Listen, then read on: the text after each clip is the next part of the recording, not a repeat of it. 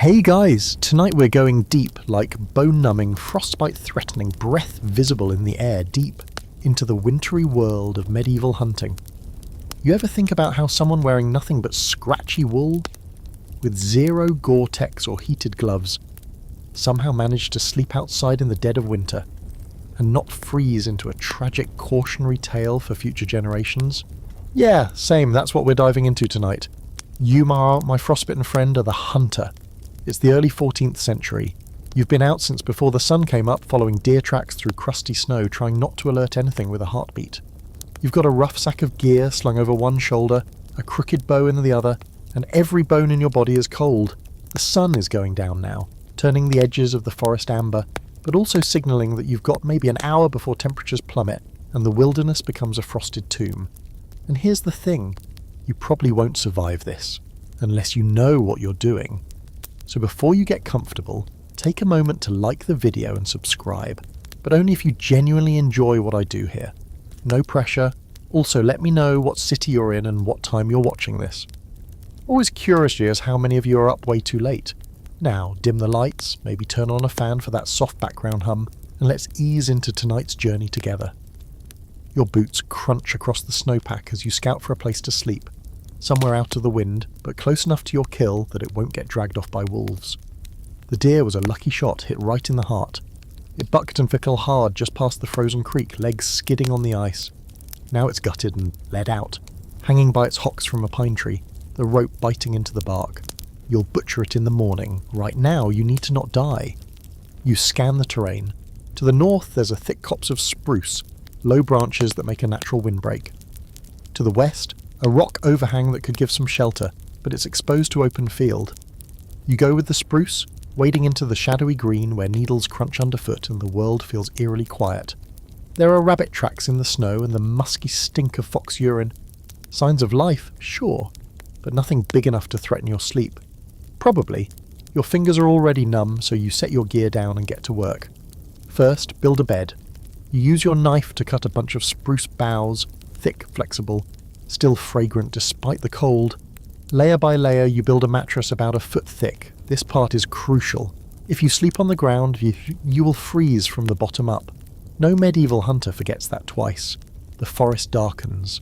Dusk here is like ink bleeding across parchment, slow, then suddenly everywhere. You can see your breath. You pull your wool cloak tighter around your shoulders, tugging the hood up until only your eyes peek out. Underneath, your tunic's thick, but not thick enough. And the truth is, medieval hunters didn't carry a change of clothes. What you wore at dawn is what you'll wear until the thaw, and if it gets wet, well, you better like the colour blue. As you settle down onto your spruce bed, every joint stiff and complaining, you reflect on one of the more bizarre truths of this lifestyle. A lot of the gear you use isn't made for comfort. Your sleeping bag isn't really a bag.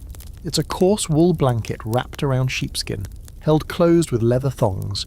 It's scratchy, smelly, and occasionally still has lanolin in it, but it traps heat better than anything else you've got.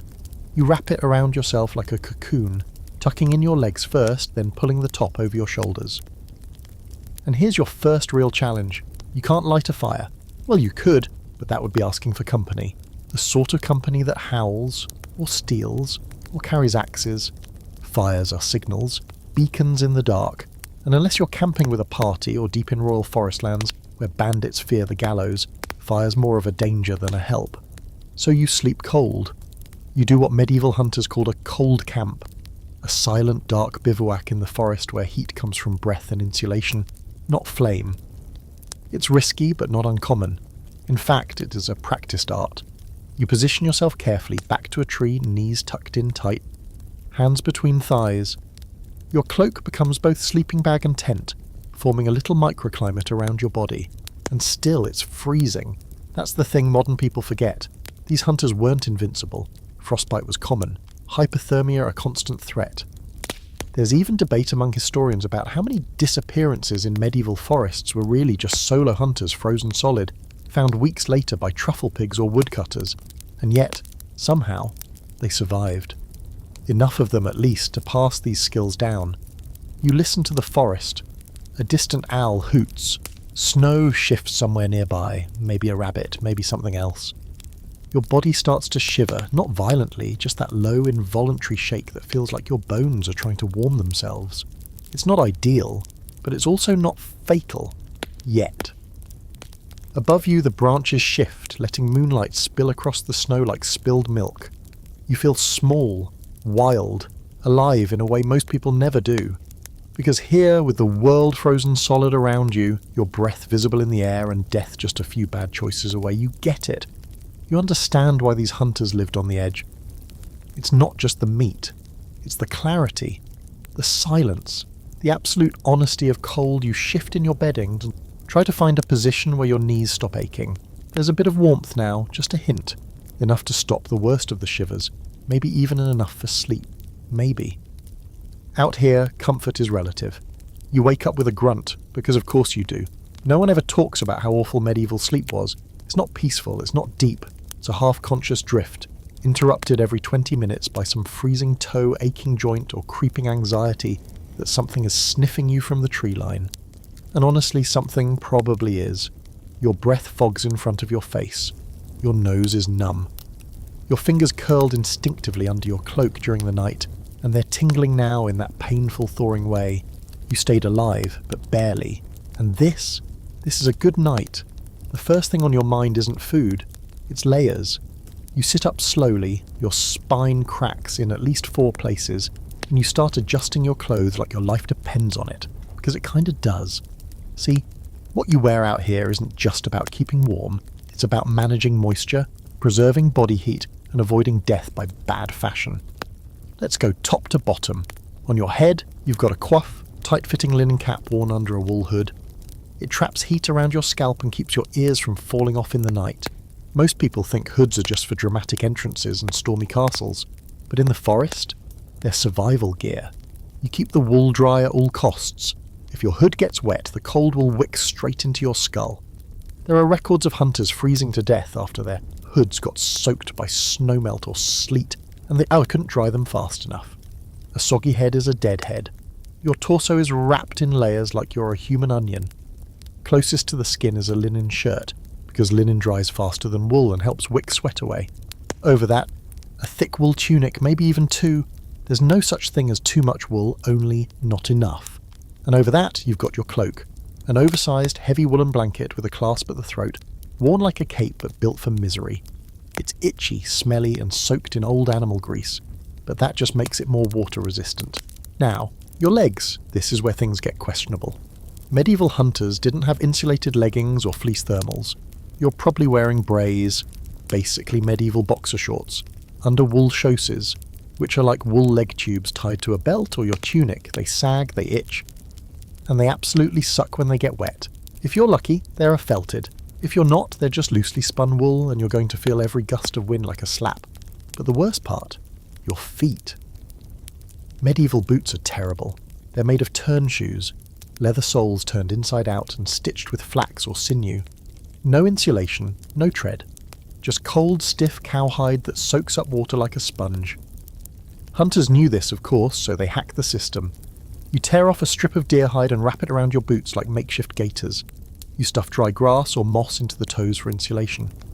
Some even wrap wool rags around their feet before sliding into their boots, layering up like a desperate sandwich. Still, it's never enough. There's a historical account of a hunter in Bavaria who survived a snowstorm by removing his boots entirely and wrapping his bare feet in rabbit pelts, stuffing them into an extra cloak and hobbling like that for 3 days. Extreme? Yes. Effective? Also yes. Medieval people didn't wait for the REI catalogue to solve problems. They used what they had, or they died. Now here's a quirky little detail. Socks. Most people think socks were just another piece of clothing, but for a lot of medieval hunters, socks were considered semi-luxury items. If you had wool socks, hand-knitted and tight to the calf, you were basically royalty out here. More often, hunters would use foot wraps, strips of cloth bound around the foot, changed daily to avoid frostbite. Kind of a boot liner / band-aid / hope you don't trip solution. The debates about clothing go on even today. Some historians argue that medieval layering was more advanced than we give it credit for. Others point out the evidence for frostbite in skeletal remains and suggests even the best layers weren't always enough. The thing is, the average hunter wasn't outfitted like a knight or nobleman. He wore what he could scrounge, stitch or skin. It wasn't pretty, but it worked, sometimes. You shift again, checking your gear.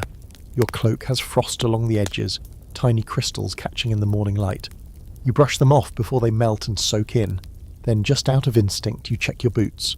Yep, still stiff. You knock them against a tree trunk to shake loose the frozen dirt. Here's something you don't think about until you're actually in the woods. Once your feet get cold, your whole body feels colder. That's why every morning, medieval hunters spend 10 solid minutes warming their feet. You stamp, you rub, you wiggle your toes like you're trying to start a fire in your boots. Some even held their feet over a lit torch, just close enough to thaw them, not close enough to ignite. It's not elegant. But again, cold kills. You stand up, legs groaning, spine protesting, and take your first few steps through the snow. The sun is low, a sickly gold bleeding through the trees. Everything's silent. No wind yet, but you can feel it building. Winter has a rhythm, and the breeze always kicks up after dawn. You start moving, not just to hunt, but to stay warm. Standing still is a death sentence. You shoulder your bow, your fingers still ache. You suck in a lungful of cold air, and it feels like swallowing knives. Still, you're alive. That's already a win. And as you crunch through the snow, adjusting your hood, flexing your hands, you realise something odd. You're getting used to it. The cold, the discomfort, the 1,000 tiny miseries of wilderness living. It doesn't scare you anymore. It just is. Like your boots, like your itchy wool, like the quiet. By the time you reach the creek again, the deer is stiff, its legs frozen into odd angles, and the rope has frosted over with tiny white thorns. Your fingers hesitate before touching it, because rope burns are one thing, but rope frostbite, that's something you'll never forget. You tap it with the back of your knuckle instead, frozen solid, just like your boots, just like your nose, just like every exposed inch of your body. Which brings us to the next harsh medieval reality. If your feet go, you go. You think you're cold now? Try sleeping with wet boots in sub-zero temperatures and waking up to find your toes blackened and numb. Or better yet, waking up and not feeling your toes at all. That's the terrifying part. Frostbite sneaks up on you like a thief. One moment you're uncomfortable, the next you're watching a blackened toe fall off in your sock, and yes, that actually happened to people, more than you'd like to know. You bend to check your footwear, sighing at the familiar stiffness. The boots aren't fancy. They are cobbled from thick leather, softened with tallow, then reinforced at the toe with extra hide. No soles, just layers of hide on hide stitched with waxed thread. Waterproof? Ha! Not a chance. The snow gets in every crevice and the cold presses in like it's got something to prove. The inside of your boots are packed with dried moss, a trick you learned from an older hunter who used to sleep with 2 full rabbit skins shoved into each boot. He called it field luxury. That same man swore by wrapping his feet in strips of linen before walking long distances, then replacing them before sleep. You scoffed at first, not anymore. The ritual is always the same. You remove the boot carefully, always one at a time just in case you need to bolt, and quickly inspect your foot. Bluish toes? Not great. You flex them, rub them, and sigh when feeling comes back. Then it's fresh moss from your pouch, tightly packed into the boot. It's scratchy and dry and smells faintly of damp earth and whatever rodent last lived in it, but it works. You know what's funny? Medieval people didn't even expect comfort. They expected pain, expected frostbite, expected misery. There's a kind of strange peace in that, like, if you're constantly on the edge of losing a toe, you never get too comfortable. Keeps you sharp, keeps you humble. Still, not every hunter accepted frostbite as a given. Some of the more clever ones hacked the system.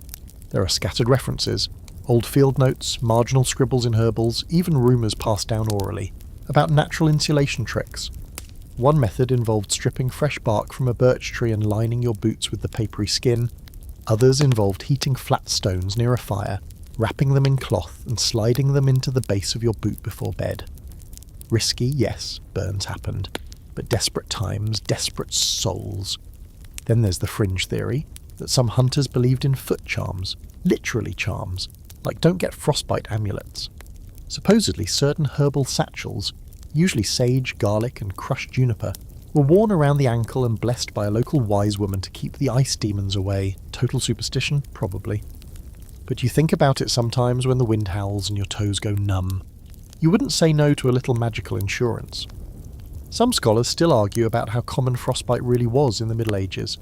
Some suggest it was exaggerated, an invention of later dramatists to paint hunting life as more rugged than it actually was. Others point to evidence from frozen remains and church burial records suggesting it was a very real and frequent cause of death in colder regions. What's certain is that medieval hunters learned to read the signs. Numbness, swelling, discoloration. Once your skin turned into waxy and pale, you were on borrowed time. That's when you started weighing your options: amputate, cauterize, or pray. You shudder at the memory of a friend, a trapper, who once tried to warm his frozen foot too fast by dunking it into hot water. That foot never looked the same again. Swelled up like boiled leather. Smelled worse. He limped for the rest of his short life. That's why you go slow. Warmth comes back in stages. Never rush it. After repacking your boots and standing slowly, you shake the stiffness from your knees and start pacing a small circle. Walking keeps the blood moving. You stamp. You flex. You look like a deranged dance instructor, but it helps.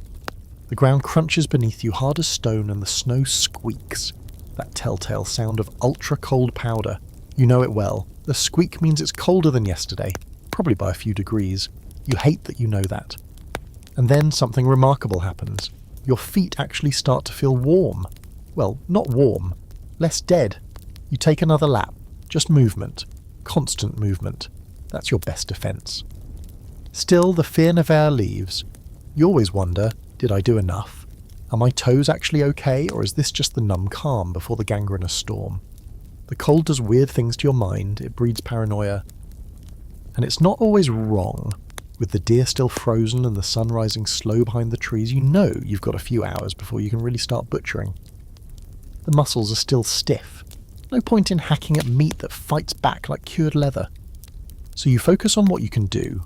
Care for your body, adjust your gear, and, most importantly, keep those boots as dry as possible. You glance at them one last time. Cracked leather, twine bindings, faint blood stain from last week's hunt. They've seen better days, but they've seen worse too. And hey, you're still walking, that counts for something. The thought of Bayer starts to itch at the back of your brain. You can picture it. The golden flicker, the sharp snap of dry pine, that holy feeling when the heat finally finds your fingertips. It's primal, instinctual, it's survival. But in this particular patch of forest on this frigid morning, fire is not a luxury you can indulge. Because here's the awful truth. Fire can get you killed. You kneel by your gear, brushing frost from the hide-wrapped bundle that passes as your supply sack.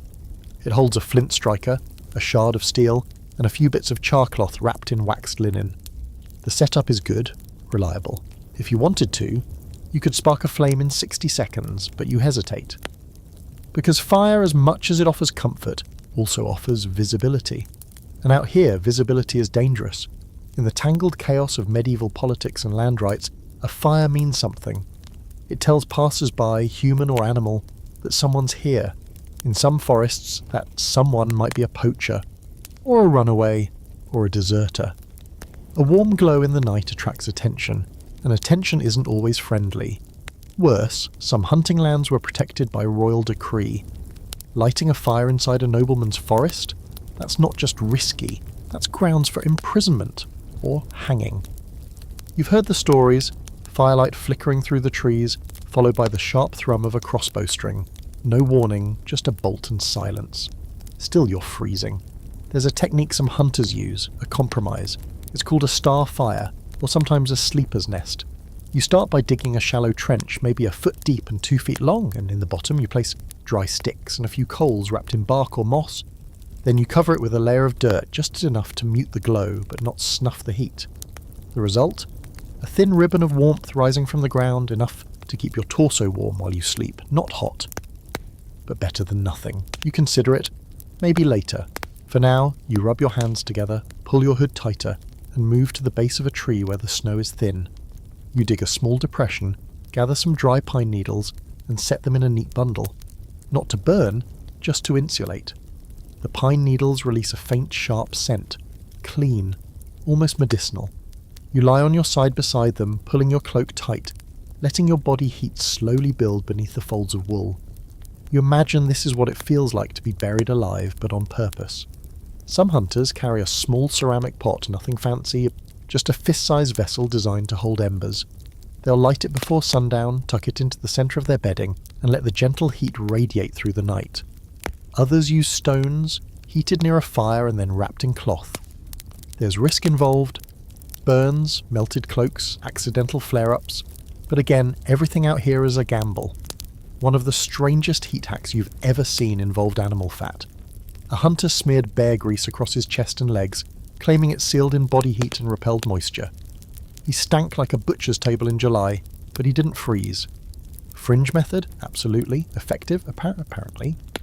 You're not there yet, but you keep the idea in your back pocket.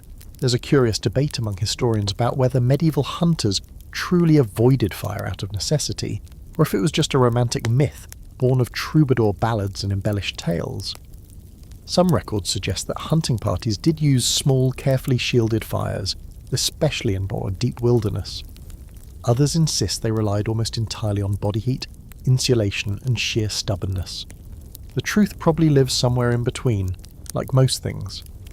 You know that in some parts of Europe, especially in dense forests like the Ardennes or Black Forest, hunters would build what they called sleep shelters. Not real cabins, just quick lean-tos made of pine boughs and snow-packed walls. Inside, they'd light a candle, not a fire, just a stub of wax or tallow, to ward off the psychological toll of absolute darkness. It doesn't warm you much, but the flicker of light, that's sometimes enough to keep madness at bay, because the dark out here isn't just absence of light, it's weight, pressure. It folds around you, hums in your ears. After a few nights alone, your mind starts playing tricks. You hear footsteps that aren't there, breathing that isn't yours. That tiny spark in a wax dish suddenly feels like a lifeline. You chew on a piece of dried meat, tough as old leather, but high in salt. The act of chewing helps warm your ses, gets the blood moving in your jaw. You shift your position, draw your knees toward your chest and nestle deeper into your bedding. The deer still hangs motionless in the distance, a silhouette against the trees. You'll deal with it soon. Right now you let your eyes close, not to sleep, just to rest. The chill doesn't go away, but your body begins to adapt. The constant trembling quiets down. You've passed the first danger, exposure. If you can hold out for another hour, you'll reach the second phase, endurance. That's when the cold stops being an enemy and becomes a condition, like hunger or loneliness. Still dangerous, but manageable. You think again about fire, not just warmth, but the sound of it. The way flames crack and shift, the hiss of sap cooking out of green wood. You miss it. The medieval world was full of fire. Hearths, torches, ovens, iron forges, but not here. Out here it's the luxury you can't afford. Still, maybe tonight, if the wind dies down, if the sky stays clear, if no other hunter, or worse, comes sniffing through these trees, for now, you curl tighter, let the cloak do its job, and whisper to yourself the same thing every hunter does, deep in the cold, in the silence, in the dark. Just don't fall asleep cold. Eventually the sun climbs high enough that the trees stop blocking it, and a thin wash of light spills across your makeshift camp. It doesn't bring much warmth, more of a polite gesture than actual heat. But still, you feel a faint flicker of relief. You made it through the night, which is no small feat, especially out here, where even the stars feel cold. Now it's time to use what little energy you've regained to set up for the next sleep. Because that's the trick no one tells you about this life. Surviving the day is just prep for surviving the next night. You stretch out your arms and shake the stiffness from your legs. Your knees protest, your shoulders creak, but you're moving, and that's a win. The deer is still frozen and stiff, but at least it hasn't been disturbed. No drag marks, no bite wounds. That means the predators stayed away, for now. You'll deal with it soon. Right now you're focused on one thing, building a bed that doesn't suck. See, in the medieval wilderness, sleep isn't just rest, it's risk management. It's about insulation, protection, and ideally, not waking up with a squirrel nesting in your armpit. So you grab your little hatchet, rough iron, worn smooth at the grip, and head for the trees. You start cutting spruce boughs again, the blade biting through the soft, fragrant limbs with a satisfying snap. The needles are short and sharp, but perfect for bedding. You pile them thick, layering them in a rectangular pad that's just long enough for your body and a little wider than your shoulders. You remember what the old tracker told you once? Build it like a nest, not a bench. That means curves, not corners, soft dips, not flat slab. You're trying to trap your own heat, not feel like you're sleeping on a church pew. It's slow work. Your hands go numb more than once. You stop to breathe on them, shove them under your armpits, curse under your breath. But eventually the bed is done, at least 2 feet off the ground now, thanks to clever stacking and a bit of dirt you mounded beneath it. It smells like Christmas and desperation. You sit on it to test the give. It creaks but holds. Next step, hides. You drag out your roll of sleeping gear, a crumpled mess of sheepskin, tattered wool and one very fragrant goatskin cloak, and start arranging it like a bird lining a ghost nest. The sheepskin goes on the bottom, fur side up, because that's your buffer against the chill. The wool gets layered over your midsection where heat loss is most dangerous. And the goatskin, that one you keep for your shoulders, mostly because it still smells vaguely like a barn and no predator wants to tangle with that. Once it's all arranged, you crawl into the setup and shift around. The spruce pokes through in places, but overall it's good. Way better than sleeping straight on snow or bare dirt, which, by the way, is the fastest way to become a popsicle. The ground steals warmth. Even in summer, sleeping directly on it sucks the life out of you. In winter, it's like lying on the cold, indifferent chest of death itself. You think of the odd materials medieval hunters would sometimes use to keep warm. Dry hay was a favourite, easy to pack, light, surprisingly good at trapping heat. You've seen people stuff it into their cloaks, their boots, even under their hats. One guy once filled his entire tunic with straw and waddled around like a walking mattress. He looked ridiculous. He also didn't freeze. Then there are the real fringe methods. One old-timer swore by carrying warm rocks in a leather pouch, taken from a fire and buried beneath his bedding. Another swore that sleeping with a flask of warm beer tucked between your thighs was the key to not dying. That same man also claimed to talk to trees, so, grain of salt. Some hunters would use animal hides, fresh ones. Like very fresh, kill something, skin it, wrap yourself in it before the heat leaves. It's gross, it's sticky, but it works. You once saw a man sleep inside the gutted carcass of a boar during a storm, climbed in like as it was a sleeping bag made by Satan. He made it through the night, though, can't argue with results. There's also the buddy system, 2 hunters, 1 bed, not out of affection, though maybe sometimes. But because shared body heat is no joke, you press 2 cloaked, half-frozen bodies together under 1 hide and you trap a lot more warmth. It's awkward at first, sure, but then again, so is dying. You lie back on your spruce bed, letting the pine scent fill your nose. It's surprisingly calming. You can almost pretend it's a proper bed, minus the cold wind, the creaking trees, and the very real possibility that a wolf might stroll by. You tuck the goatskin tighter and close your eyes. The debate among historians about medieval bedding materials is oddly fierce. Some claim that peasants and hunters had easy access to coarse linen and wool scraps. Others argue that many slept directly on straw mats or even packed leaves. The truth is probably both. In towns, scraps and stitched bedding were common. In the wild, you used what you found, and what you find out here is mostly sticks. Still, there's something satisfying about building a bed from nothing. You created this little pocket of warmth in a hostile, uncaring forest. It may be primitive, but it's yours. You survived the night before, and with this setup you just might survive the next. You shift again, feeling the soft prick of pine beneath your shoulder blade. Annoying, but also strangely comforting. It means you're not dead. It means the bed is working. You stare up through the branches, watching the sky shift from grey to pale blue. No snow today, maybe. Just cold wind and long hours, and eventually another sleep in this nest of sticks and fur and hope.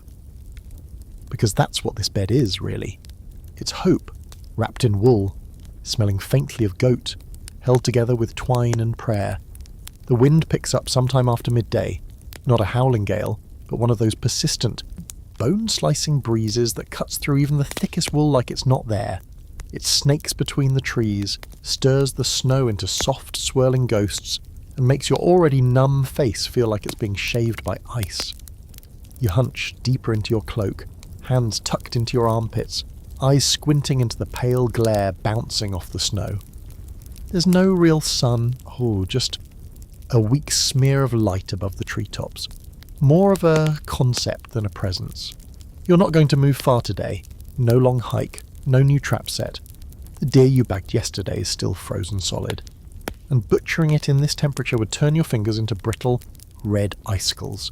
You'll wait until the afternoon when, hopefully, the sun has done at least some of the work for you. In the meantime, you need to rest. And the thing is, out here, rest doesn't always mean lying down. In fact, sometimes you sleep upright. It's not comfortable, not even remotely, but in the right situation, with the right gear or lack thereof, it can be the difference between life and death, especially when the ground's too cold, too exposed, or just plain unsafe. You find a good tree, not too thick, not too thin, a spruce with a slight lean to it and low branches that provide some cover. You clear away the snow at the base with your boot and start assembling what passes for a sleep station. First, you pile a ring of pine branches at your feet, thick enough to keep your toes off the frost. Then you create a sort of backrest, more branches stacked behind you in a rough wedge.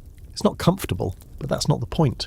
You lower yourself into position, back to the tree, legs pulled up slightly, cloak wrapped tightly around you and pinned beneath your legs to trap warmth. Then comes the trick. You tie yourself in, seriously. Using a length of rope or even just a few strips of hide, you fasten your torso to the tree, one loop across the chest, one around the waist. Not too tight, you want to breathe, but firm enough that if you doze off you won't slump sideways and collapse into the snow. And yes, this is a real thing. Hunters called it tree sleep, and it wasn't as rare as you'd think. Some used trees for safety. If you were in boar country or near wolf dens, lying on the ground was asking to be pawed or gored in your sleep. Upright, half dozing, you stayed semi-alert, close enough to rest but ready to bolt. Others just used it because they had no choice. Ground too wet, snow too deep. Or maybe they lost their bedding, maybe it burned. Maybe it was stolen. The forest doesn't care, and it's not just hunters who did this. There are scattered references in old chronicles and oral histories to charcoal burners, woodcutters, even travelling monks using the upright sleep method. Some had special cloaks designed with interior loops, tie points so you could literally hang yourself in place like some kind of upright burrito. You laugh at the thought, but not too loud. Because honestly, you'd buy that cloak. It's hard to fall asleep like this at first. Your knees ache, your neck droops, the rope across your chest feels like an impatient hand. But over time, you get used to it.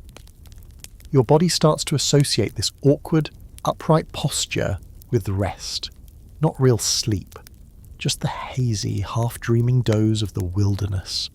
Enough to recharge without losing total awareness. That awareness matters, especially when predators are involved. You've heard it before, late at night from deep within the woods, a branch cracking where it shouldn't, the low rumble of something breathing, the soft pads of paws through snow. It's subtle, easy to miss, but it's always there. Once, a hunter you knew fell asleep flat on his back after a long chase. Tied up his kill, got a little too warm by the fire and passed out. He woke up to find a wolf sniffing his boots. Didn't attack, just curious, but the man nearly died of fright. And the worst part? He'd taken off his boots to dry them by the fire, so he ran, barefoot, through the snow for nearly a mile. Upright sleep wouldn't have prevented the wolf, but maybe he'd have heard it sooner. Maybe he wouldn't have had to hobble through the snow with bleeding feet and tear-streaked cheeks. You tighten the rope a little more and try to relax. There's something strangely meditative about it. Your breath puffs slowly in the cold air, your eyelids dip, and your thoughts blur into that liminal space between dream and wakefulness. You're aware of every creak in the forest, every whisper of wind, but your muscles at least are allowed to sag slightly, to soften. You dream briefly, brokenly, of warm fires and thick quilts, a bed stuffed with feathers, a roof, maybe even a cat curled at your feet. But then you wake to the bite of cold wind on your cheek, and the fantasy crumbles like frost underfoot. Some fringe hunters claimed that sleeping upright kept your dreams closer to the earth. Like the cold rooted your thoughts, prevented nightmares, grounded your soul. Others said it was madness, that sleep like this fractured the mind, made men hear voices in the trees. Honestly, both sound true depending on the night. Historians still argue about the logistics of upright sleep. Some say it's exaggerated, that most of it was likely just huddled rest, not full-on sleep. Others claim there are enough scattered records to suggest it was a common enough practice, especially during long hunts or in war-torn regions where sleeping prone meant vulnerability. You shift again, your thighs numb, your back sore, but your eyes still heavy. You know you'll need to lie down eventually. Your blood needs to circulate. Your muscles need relief. But this buys you time. An hour or two of upright rest might be all it takes to give you the strength to butcher your kill, set a fire safely. maybe even build a better shelter. You're not looking for luxury, you're just trying to make it one more night. The wind rattles the branches above. You blink slowly, tethered to your tree like some weird wool-wrapped fruit.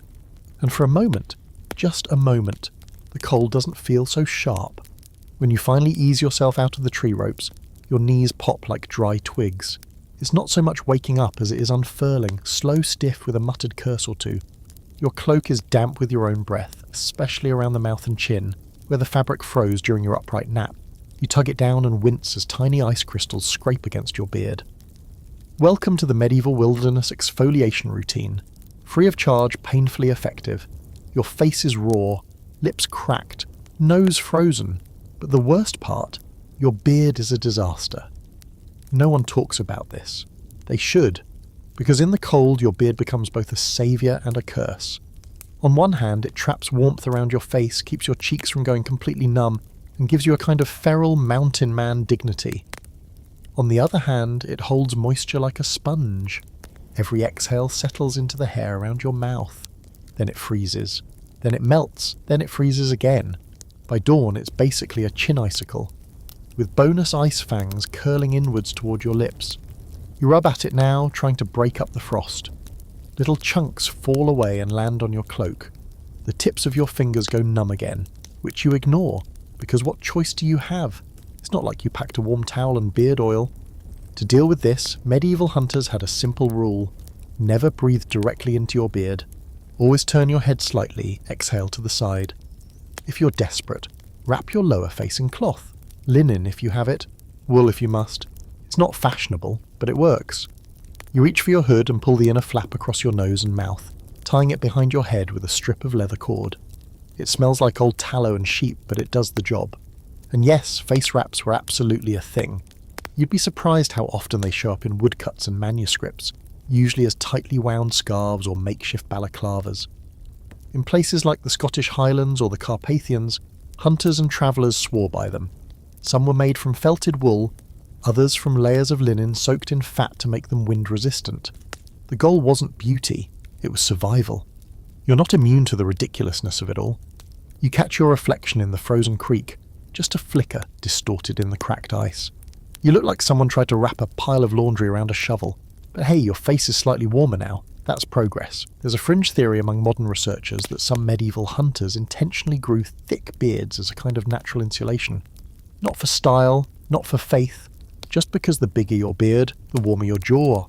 There's even an old French hunting manual that refers to a man's winter coat about the chin, though whether that was meant literally or as mockery is still up for debate. Either way, beards had their place. Of course, if you couldn't grow one, you had to improvise. You once met a hunter who stitched a beard out of sheepskin scraps and tied it to his face with twine. It worked, kind of, but he got laughed out of 3 camps in a row. Still, you respect the creativity. The cold doesn't care about your pride, and speaking of the cold, your breath is now curling visibly around your face in thick, lazy spirals.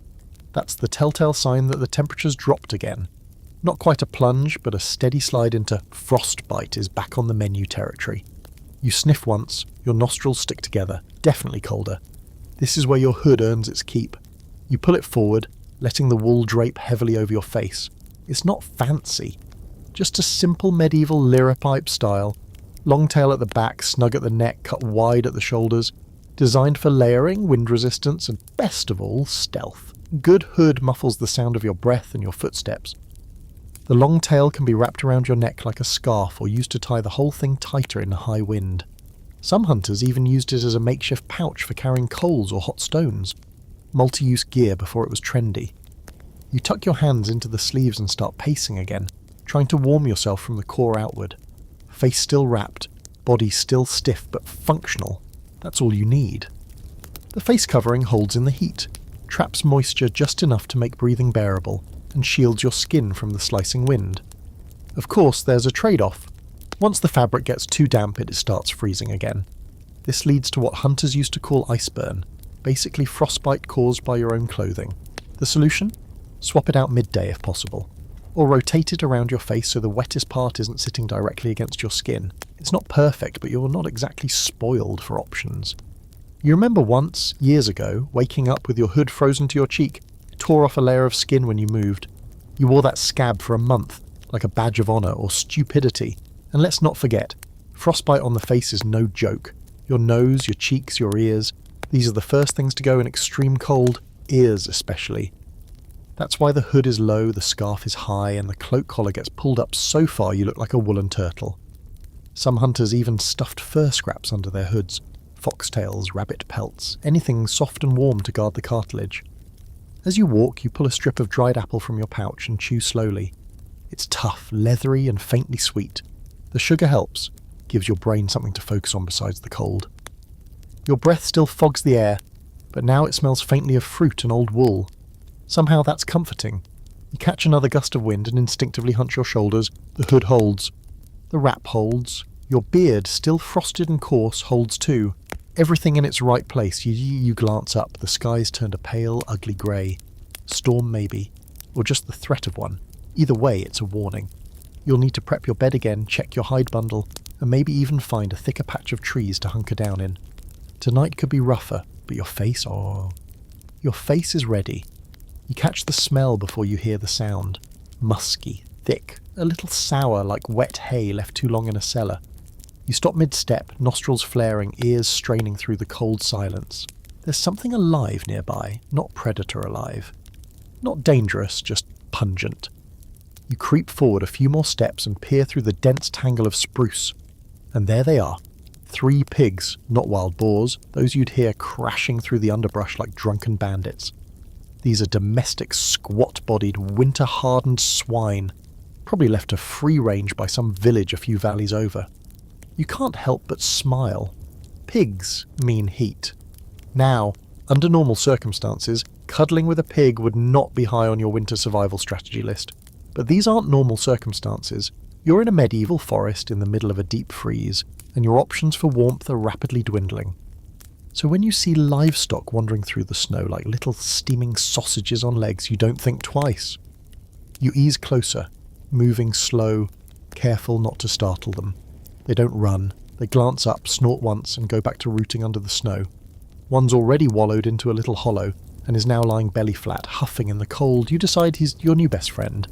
This might sound ridiculous, maybe even a little tragic, but sleeping near livestock for warmth was extremely common among medieval hunters, herders, and just about anyone stuck out in the elements overnight.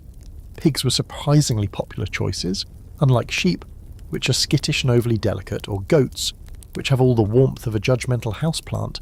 Pigs are thick-bodied, heat-retaining, and weirdly tolerant of human proximity, especially if you smell bad enough. And right now, you definitely do.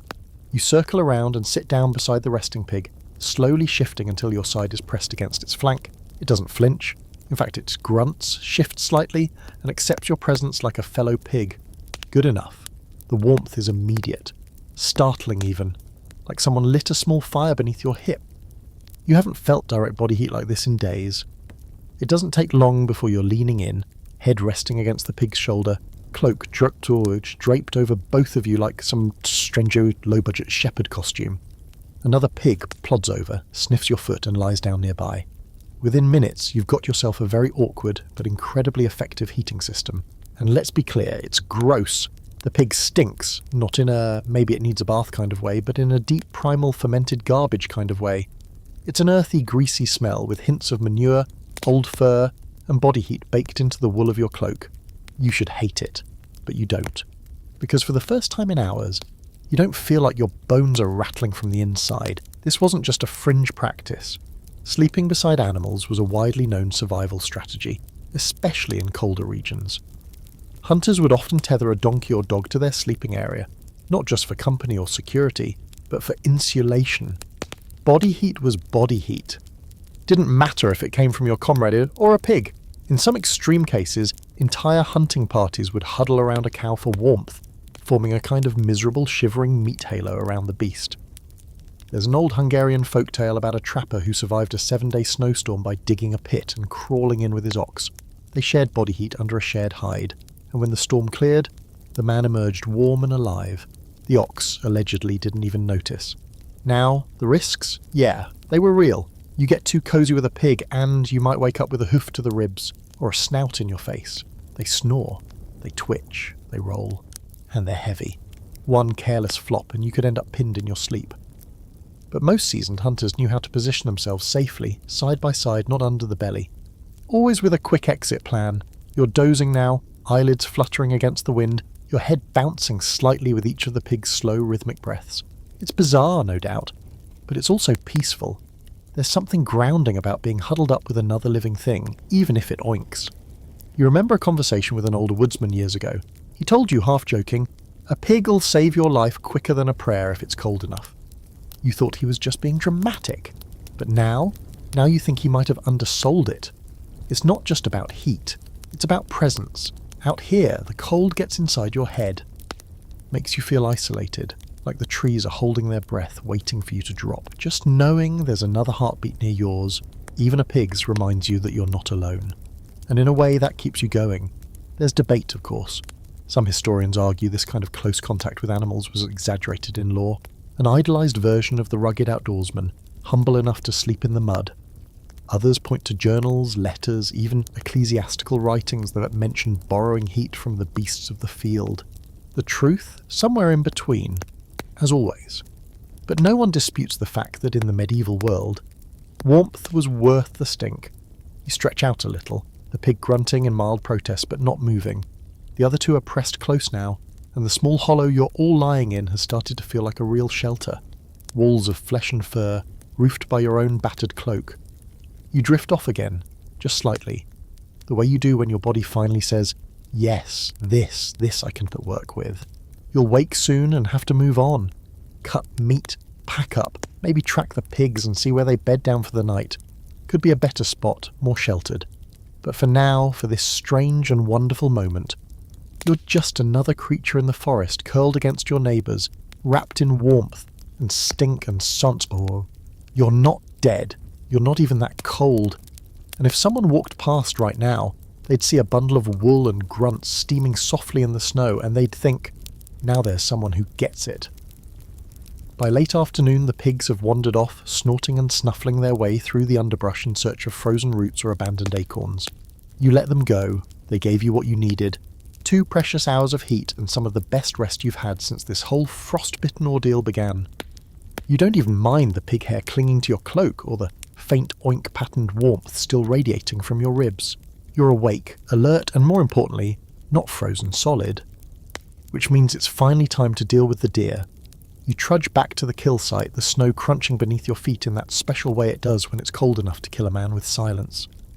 The deer is still suspended from the tree, stiff and dusted with frost. Its eyes have gone glassy white. There's no smell, too cold for that. But the blood frozen along its belly is black and cracked like varnish. You untie the rope slowly, lowering the carcass to the ground and begin to work. The knife's edge is cold enough to burn your fingertips. Your hands are stiff, your breath wheezing in slow clouds, and the hide resists like frozen leather. Which it is, but you press on, sawing through tendon and skin, peeling back hide with the practiced movements of someone who knows there's no luxury in hesitation. Butchering in winter has its own rhythm. You don't rush, you don't make sudden movements. Every slip could mean a sliced finger or a lost blade in the snow, and while you're working you think not about the meat, not even about how long it'll keep in the cold. You're thinking about dinner, more specifically pre-bed dinner, because what you eat before you sleep out here, that's everything. Modern people worry about carbs, macros, hydration, but out here, in the medieval woods, it's simple. You eat to burn. Food isn't just energy, it's insulation. A buffer between your body and the night. The right meal before sleep can mean the difference between waking up shivering and not waking up at all. You pull a strip of fat from the deer's belly and toss it into your cookpot, a dented piece of blackened iron you've been hauling around like a treasure chest. You add a few chunks of meat, a pinch of dried nettle, a cracked bit of wild garlic bulb you scavenged 2 days ago. Then you gather wood, carefully, low and fast, and build what might be the most sacred thing in the forest, a small legal fire. This part's allowed. You're far enough into neutral land, far from any manor or marked game reserve. No one owns this patch of misery. No steward's going to fine you. No reeve will drag you off in the night. Still, you keep the fire low. A thin, tight blaze built inside a ring of rocks and surrounded on 3 sides by snow-packed spruce limbs. From a distance it won't show, but you'll feel it. As the stew begins to bubble, the smell is intoxicating. Meat, fat, salt, garlic. The kind of meal that gets sung about in inns by men with frostbitten memories. You eat slowly, savouring every greasy, chewy bite. The heat fills your gut like poured stone, heavy, anchoring. The kind of warmth that doesn't just touch your skin, it radiates from inside. Because that's the goal, isn't it? Internal warmth. A kind of living furnace to carry into the night. That's why medieval hunters swore by fat before sleep. Not just meat, fat, bear fat. Boar lard, duck grease, anything rich enough to burn slow and long. You knew one hunter who used to drink melted beef tallow before bed, like some unholy broth. Said it kept his blood moving all night. He also had a permanent layer of grease in his moustache, but he never got cold. There's some modern debate about the science behind this. Some historians argue that high-fat meals before sleep really did provide thermal benefits. Slower digestion, higher energy output, better circulation. Others say it's more psychological, that it just felt warmer because the body was busy digesting. But most people agree on one thing. In the absence of central heating, eating like a starving bear was a valid strategy. You scrape the last of your stew from the pot and lick the edge clean. Not because you're starving, though you kind of are, but because every drop of grease is precious. You'll even smear some on your boots later to keep the leather supple. Waste nothing, that's the rule. As you clean your knife, you think about other old hunter meals. Porridge thick with animal fat, bread soaked in bone broth, nuts and dried berries pressed into tallow cakes, like medieval protein bars, but somehow worse and better at the same time. The key was density, something your body could slowly convert into heat over hours. None of this light snack nonsense. Sleep cold on an empty stomach and you'll regret it before midnight. You stoke the fire one last time, letting the coals deepen to a slow, steady glow. No flames, just heat. Just enough to warm your back as you prep your bed. Your spruce boughs are still in place. Your hides, your sheepskin, your cloak, all dry, still holding residual warmth from the earlier. You press your hands beneath the fur, feel the heat trapped there like a secret. You slide in slowly, letting the layers settle around you. And then, quietly like a secret, you burp. Just a little. Not exactly elegant, but oh, what a beautiful sound. It means your stomach is full. Your body's at work. The fire inside you has been lit. You pull your hood over your head, nestle deeper into your makeshift nest, and close your eyes. Out here there are no lullabies, no warm milk, no bedtime prayers carved in stone. There is only food, heat, and the silence of the forest. And tonight, thanks to that greasy little stew, you might actually sleep. You wake in the middle of the night, not because of a sound, but because something feels wrong. The kind of wrong that doesn't shout, it just presses. It leans. You open your eyes and stare up at the shifting shadows above, breath fogging into the cold air, ears straining for a sound that never comes. Everything's still. And yet, you're colder than you should be. Not the gradual, the fire's dying kind of cold. This is sharp, direct, like the chill is coming from inside your bedding. You shift cautiously, and immediately feel the problem. Something's wet. Not soaking, not puddled, but damp, subtle, insidious. Your heart kicks up a notch. You know this cold, this is the kind that kills. You throw off the edge of your cloak and run your hand over the bedding. The sheepskin is cold, yes, but under it, right where your hip meets the furs, is a thin patch of melted snow. Just a little, just enough to ruin everything. And now you remember. When you gathered spruce boughs earlier, you didn't shake all the snow from them. You were tired, rushed, and now hours later, that snow has melted from your body heat and seeped down through the bedding, chilling you from below like the ghost of an icy river. You sit up fast, heart thudding, muscles stiff with panic. This isn't dramatic. It's real. Wetness is the reaper's favourite tool in winter. Wet boots, wet sleeves, wet bedding, it doesn't matter. If it's wet and it's touching your skin, you're in trouble. You throw the furs back and examine the area. It's not a full disaster yet. Just a hand-sized patch of damp, icy bedding. But left unchecked, it'll spread, then refreeze, then press that freezing cold into your back until your blood starts retreating into your chest. Medieval hunters knew this drill. If you got wet, you didn't sleep. You moved. You got up, you changed layers if you had them, you flipped your bedding to the dry side, and if all else failed, you walked until dawn, because motion was better than cold death. Luckily, you're not soaked. Yet.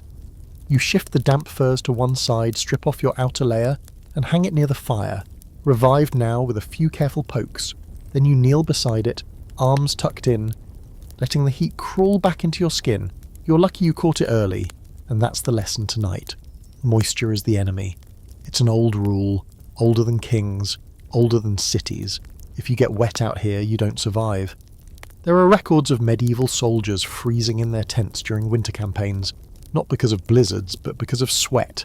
Yes, sweat, marching hard, body steaming, then stopping for the night with wet wool under the armour.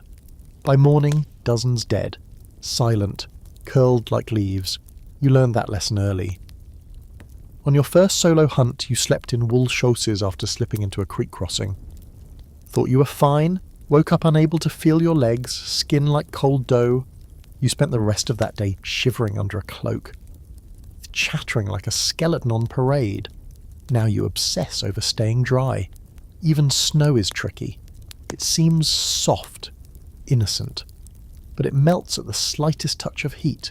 Your hands, your breath, your bedding, and then it lingers, soaks in, hides. You know hunters who line their cloaks with waxed linen just to repel snow.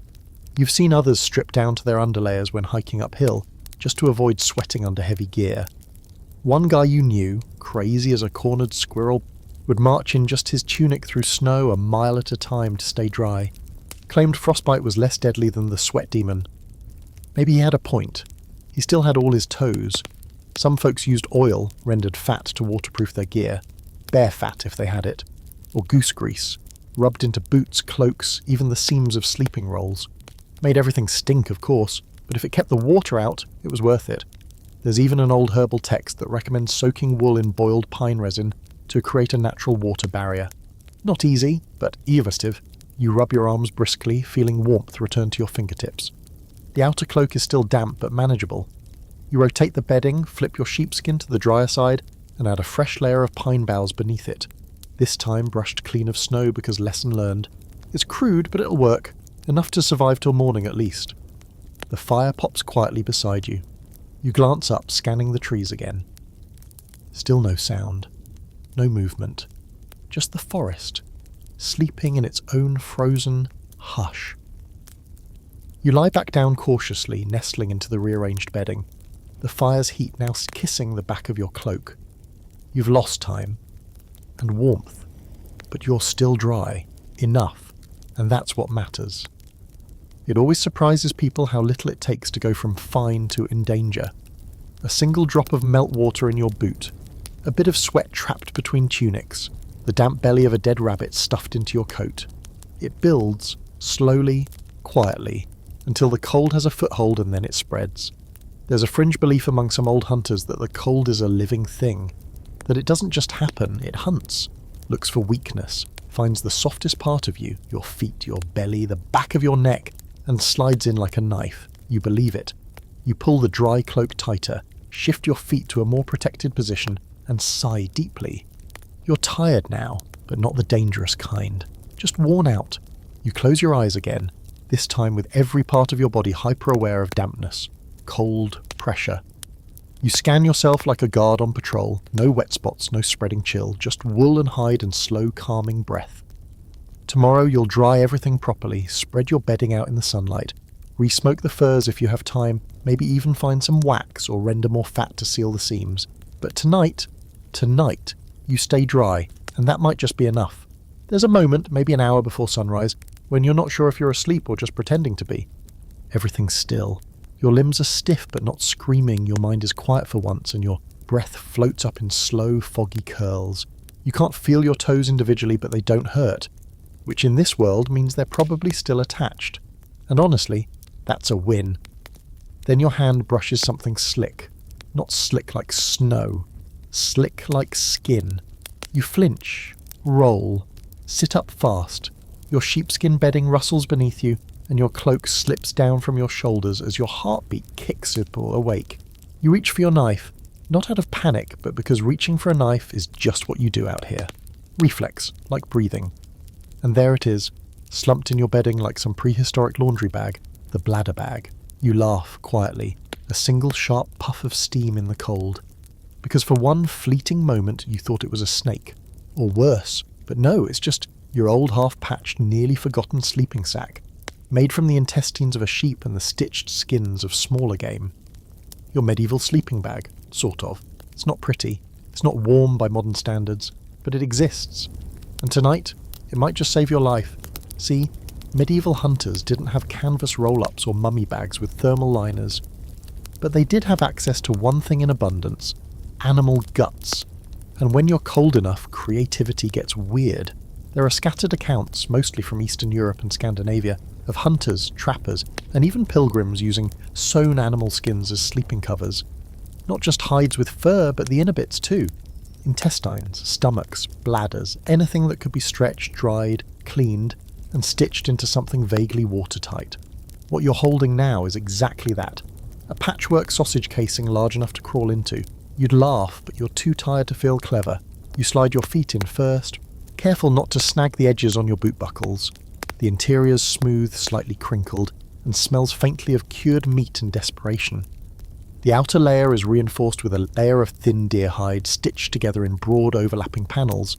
It's flexible, not quite soft, not quite rigid, just strange, but functional. Once your legs are inside, you slide down until your hips settle into the lower curve. Then you tug the top over your torso, folding it across your chest like a waxy burrito. You leave your arms free just in case, but pull your cloak over everything to trap in the heat. And it works. God help you, it actually works. The bladder bag isn't exactly warm, but it traps your body heat in a way no loose cloak ever could. It's airtightish, moisture resistant, and best of all, windproof. You can feel the difference almost immediately. The icy draft that usually creeps up your back during the night is gone. Your breath forms a little dome of warmth inside the opening. You shift slightly, adjust the folds at your hips and settle in. You remember when you first made it. Took 3 days, 4 rabbit bladders, half of a goat's stomach, and one very confusing afternoon spent boiling pig intestines over a smoky fire.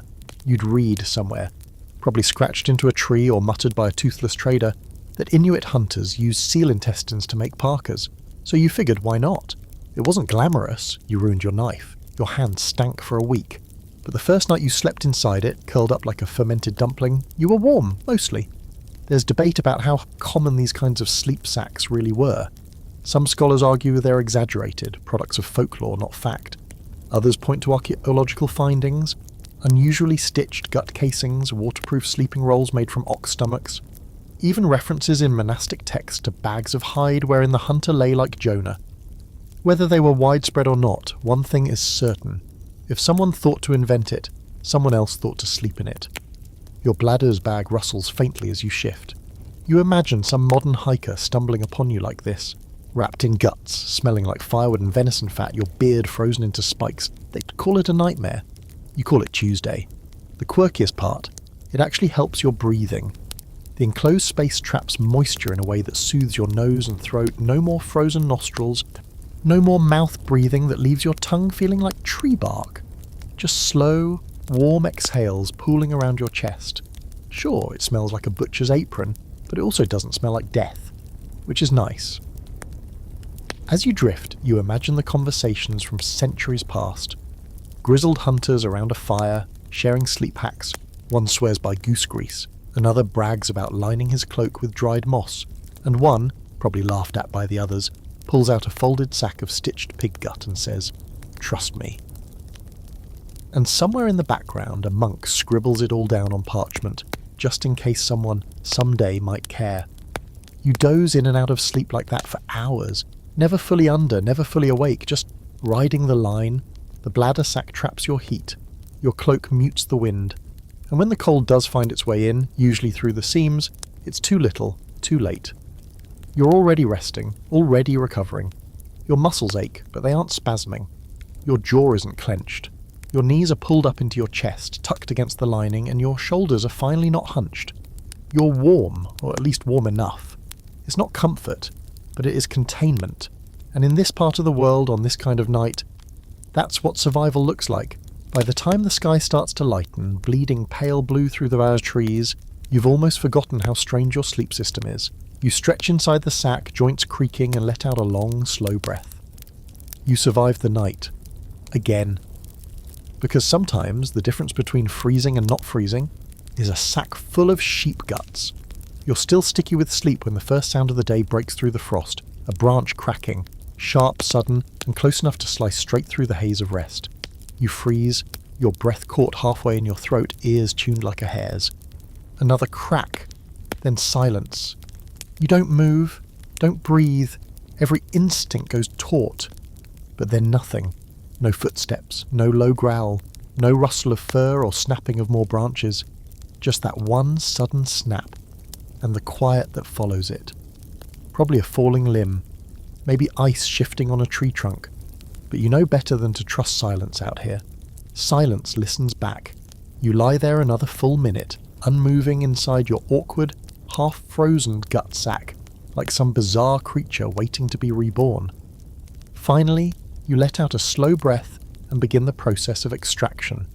Medieval sleeping bags, as it turns out, are amazing for heat retention but absolutely terrible for graceful exits.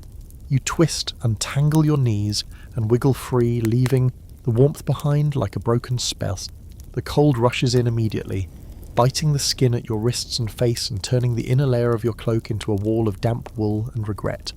You move fast now, instinctively, shake out your bedding, hang the gut sack to air out, ideally not near where you're cooking, unless you want breakfast to taste like tripe. Then you turn back to the real work of the morning, checking your traps, because even if you're not freezing to death tonight, you will starve to death eventually if you don't keep gathering food, and that means keeping your camp stocked, which in turn means venturing out. But here's the problem. You're alone, and in the medieval wilderness that's not just inconvenient, it's deeply unnatural. The image of the lone medieval hunter is romantic, sure. One man, one bow, one frosty breath in the forest gloom. But the truth? It was rare, almost suicidal.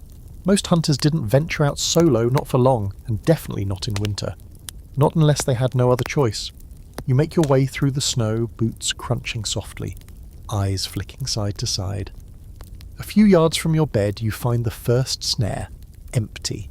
The second, farther down near a thicket of brambles, has been tripped. But no prize. Something got curious, or lucky, or both. You reset it quickly, hands shaking from the cold, then you pause, scanning the woods again, and that same thought returns. You shouldn't be out here alone. Back then, hunting wasn't just about meat. It was about mutual survival. Groups of 2, 3, sometimes more, moved through the forest in patterns. One watched, one tracked. One guarded the gear or the kill. Sleeping arrangements were shared. Tasks were divided. Even just having another voice in the cold made the air feel less deadly. You've travelled with others before, shared bedrolls under snow-laden pines, divvied up rabbit legs cooked over tiny whispering fires. One guy, Marek, swore he could tell the temperature by the pitch of your breath at night. "You wheeze like a flute when it drops below freezing," he once said, just before stuffing a squirrel into a stew and calling it forest poultry. You'd laugh if Marek hadn't vanished last winter. Went off on a solo trail to check his traps, never came back, no signs, no tracks, just gone. That's what happens to lone hunters. They disappear. Quietly, efficiently, the forest is good at swallowing people. It's why in most regions, hunters moved in bands or brotherhoods. Some formal, some not. You'd meet at agreed landmarks, stone cairns, twisted trees, charcoal signs marked on bark, and camp together in loosely formed circles. Shared warmth, shared gear, shared watch duties. One sleeps, one watches, one sharpens blades. Repeat. It wasn't always friendly. You've had bedmates try to steal from you, whisper threats in the dark, vanish with your last strip of meat. But even so, you'd take that over solitude most days, because out here, the worst company still has a heartbeat. And that heartbeat can mean the difference between hearing a wolf or not. Of course, there were exceptions. Some hunters chose solitude. You met one once, old, nearly blind in one eye, with a patchwork coat made of dog fur. He claimed voices in his head told him where to set traps. Swore he hadn't spoken to another soul in 4 winters. His camp was terrifying, perfectly clean, organised, quiet as a church. He looked at you like you were interrupting a conversation he was already having with someone invisible. Fringe case, sure, but it stuck with you. Because isolation does things, cold does things. Mix the two and you don't just get frostbite, you get thin inside, brittle, unstable. There's some debate among medieval scholars about how organised these hunter bands really were. Some think they were little more than informal friend groups. Others believe there were entire hierarchies, ranks, rituals, even initiation rites, like a forest guild. One traveller's journal from the 1300s describes a group of ice brothers in the Pyrenees who marked their campgrounds with twisted pine branches to signal territory. Truth? Maybe. Or maybe it was just one man who liked dramatic stories. Either way, the principle holds. Out here in the frozen torrents, you start to miss noise, you crave conversation, not because you're bored, but because your mind fills the void with things you don't want. Imagined whispers, crunches that might be nothing or somethings. You've started talking to yourself again. That's how you know it's getting to you, not loud, just little mutters. Trap's gone, you say to the trees. Or, too much snow for a good print.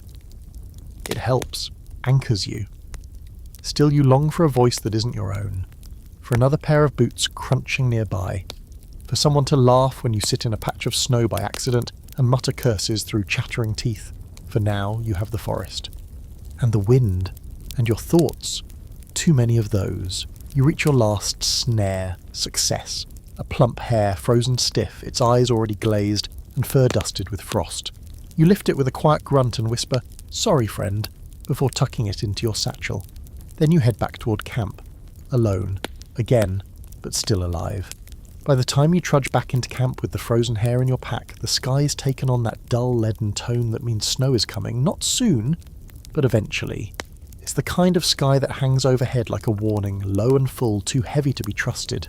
You know it well. You've seen it roll in before, sometimes for days before anything falls, but when it does, it's like this world holds its breath and then exhales 6 feet of silence all at once, so you move faster. First, you gut the hare. Quick, efficient, just off to the side of camp, away from where you sleep. You bury the innards under a foot of snow, not because it's respectful, but because you'd rather not wake up to a fox rummaging through your bedding. Then you string up the carcass by its hind legs and hang it near the deer remains, both now frozen stiff as planks. They'll keep for days, even weeks in this weather, as long as scavengers don't get to them first, but you've got something else on your mind today. Not food, not traps, not even snow. It's protection. Because tonight's the kind of night where cold isn't the only thing that wants you dead. You kneel in the centre of your camp and begin your routine. First, you rub ashes from last night's fire along the rim of your boots, then down the edge of your sleeves. You do it every night, out of habit, yes, but also something more. Call it tradition, call it superstition, call it what it is, an old oath you barely understand anymore. You were initiated into the hunt like most, blooded at 16, handed a bow with a cracked grip and told not to come back until you'd killed something that couldn't speak. A rabbit, a stag, a wolf, didn't matter, as long as it bled, as long as it died.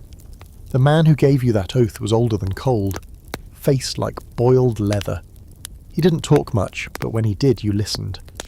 You sleep with your back to bark, he told you once, or the spirits will crawl in through your spine. You didn't ask questions, just nodded, and tied a strip of deer sinew around your wrist, like the others. Left it there until it rotted off. That's what the oath said. Now, alone in your camp, you keep the ritual alive, not because you think spirits are watching, but because it's comforting to act like they are. You scrape a ring in the snow around your sleeping area, a thin trench, a ward, then you stick pine needles into it, pointing outward like little daggers. Nothing fancy, just enough to feel like you're doing something. That's how hunters dealt with fear. Not by ignoring it, by turning it into routine. You've heard the stories, everyone has. Hunters who vanish on nights like this.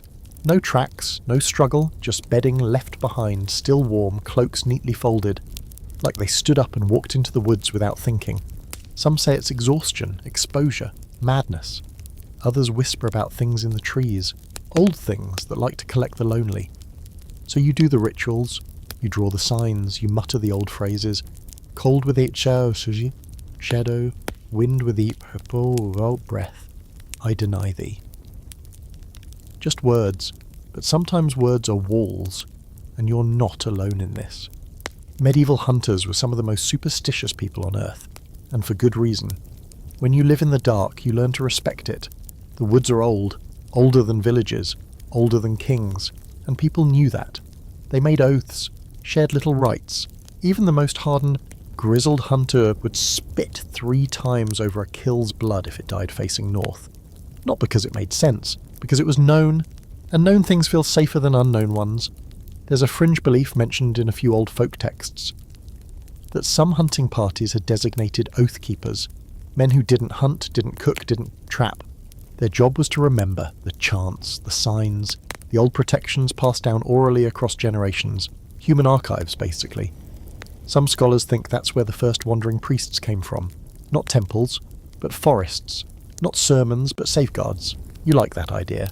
That even in the coldest, loneliest places, someone was remembering for you. Tonight you remember for yourself. You finish your circle of pine needles and lay your knife beside your bedding, not under it. Under is bad luck. Another old rule, you hang the hair high out of reach. Then you pull out the last of your deer tallow and smear a bit across your forehead.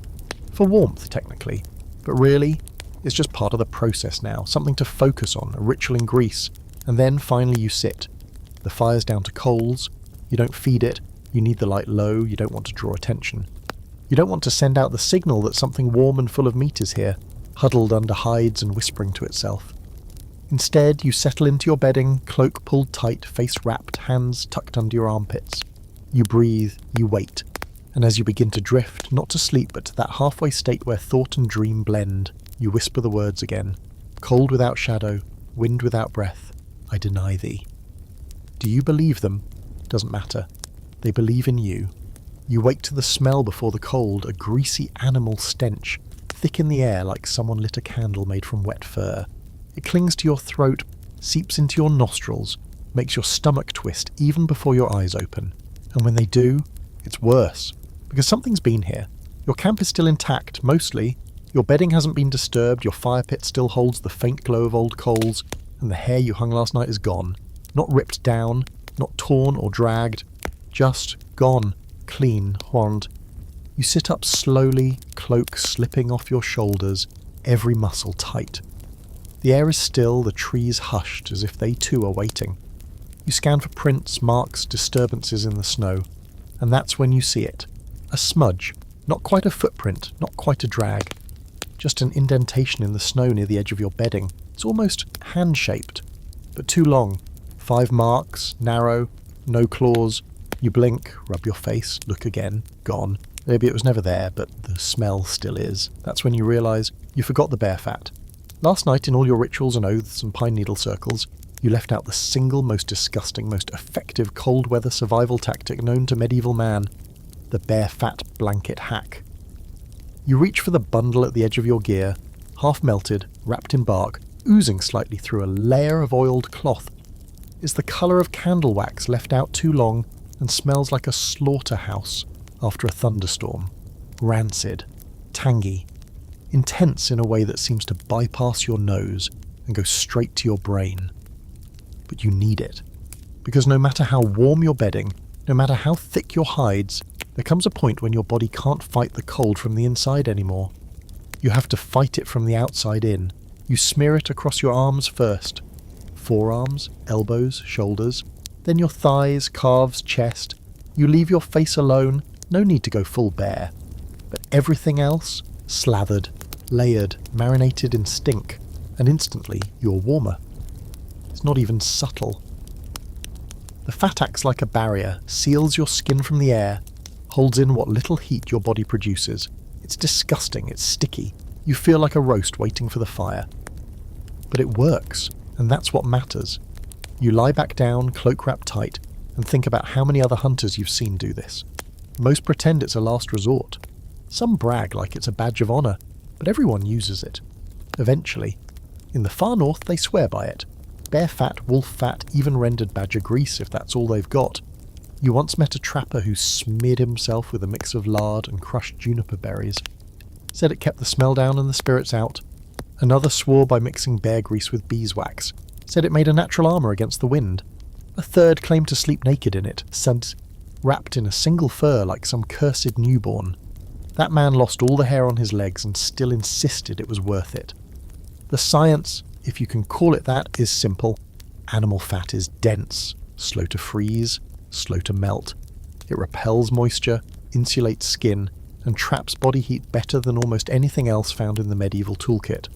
Some even used it as a fire starter, not just for themselves, but to smear on logs so flames could take hold more easily in wet weather.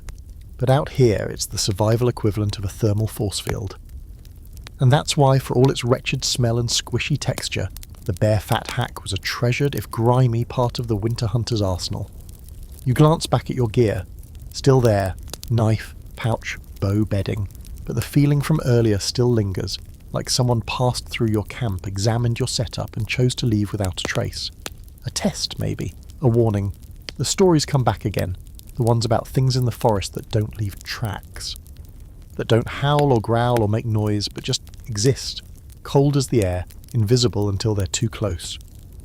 You used to laugh at them. Now, you still laugh, but more softly, less certain. You settle into your bedding again, this time wrapped in the oily warmth of bear fat and wool, and stare at the branches above you. The sky's turning that same low grey as yesterday. Heavy, watching. But you're ready now, covered, insulated, unappealing, because if the cold comes for you again tonight, it's going to have to peel through a half-inch of rendered bear and your own unwashed stubbornness to do it. Some fringe hunters claimed the smell alone kept spirits away, that the stink of rotten beast confused anything unnatural that might be sniffing around. It's possible. Or maybe it just repels wolves and keeps humans from wanting your campfire. Whatever the reason, you feel safer. Like an animal marked with its own scent. Territorial, unapproachable, which is funny considering how vulnerable you still are. Lying there under the branches, half asleep, stinking of grease and surrounded by snow and silence. But you survived the night before. You'll survive this one too, and when the cold comes whispering past your camp, looking for warm skin to steal, it'll take one whiff of you and think, nope, not tonight. You don't notice it at first, just a slight dampness under your left thigh. Then a chill, a whisper of cold that slips past the bear grease and the wool and settles in your bones like a quiet insult. You shift, annoyed, and that's when you feel it fully. Wet. Not snow, not sweat, just wet. It takes about 3 seconds for your mind to connect the dots. The melted snow from yesterday, the forgotten splash of spilled water near your bedding, the deer carcass thawing just slightly in the false warmth of the sun before freezing again at dusk. You didn't think it would reach your sleeping area. It did. It always does. You peel back your cloak and are bedding in a panic, heart climbing into your throat. The sheepskin is soaked through at one edge. The wool beneath it, matted, down, damp, sticky with half-frozen grease, is worse. And your underlayers, cold, clammy, the kind of damp that doesn't feel like it's sitting on top of you, but inside you. This is how it starts. You strip off the wet layers fast. Tunic first, then the second tunic underneath, then your wool chausses down to the knees. You're half naked in the snow now, steaming like a wounded beast, and moving faster than you have in days. Your teeth start to chatter, not from the air yet, but from your own body realizing it's lost heat and is about to go into emergency mode. You toss the wet gear toward the fire pit, snatch up the last of your dry cloth, a thin linen shirt barely warm enough to be underwear, and pull it on. Then your driest cloak, your extra scarf, your socks on your hands because your mittens are wet too. You're wrapping yourself like a mummy, layering what little you have, hoping to stop the shivering before it turns violent. And all the while, one phrase spins in your head like a prayer: when wet equals dead. And that's not just a hunter's saying, it's law out here. If your gear gets wet and you don't fix it fast, your body will shut down. Doesn't matter how strong you are. Doesn't matter how clever. The cold doesn't care. It begins with numbness. You'll feel your hands go first, then your feet. Your skin will tighten, joints lock. Your breath becomes shallow, like you're trying not to disturb the air. Then comes the shaking, hard, uncontrollable. That's your body begging you to move. And if you don't listen, you stop shaking. That's the real danger. When the cold goes quiet, when your body gives up and says, okay, I guess this is how it ends. You've seen it before. One winter, years ago, a younger hunter, green as spring moss, fell into a shallow stream while checking a trap, laughed it off, said it didn't even reach his knees. He didn't change, didn't dry out, just kept moving. 6 hours later, you found him under a pine tree, blue as twilight, hands curled into claws. His boots were still damp when you buried him. You won't let that happen now. You dig out your flint and striker, blow on the fading coals and start building the fire back up. Carefully, desperately. You break off branches with shaking hands, feeding them into the flame like their confessions. The smoke claws at your eyes, the sparks dance too close, but you don't care, you need this fire.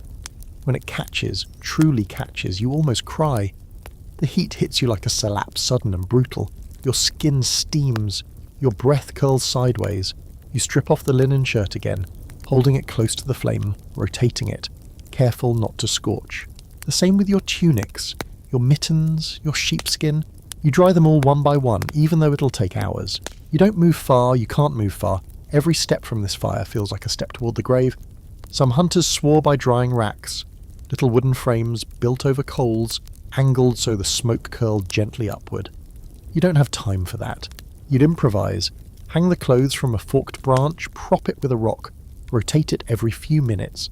You set your boots upside down over the heat, watching droplets hiss out from the seams. It's slow, maddening work, but it's life-saving.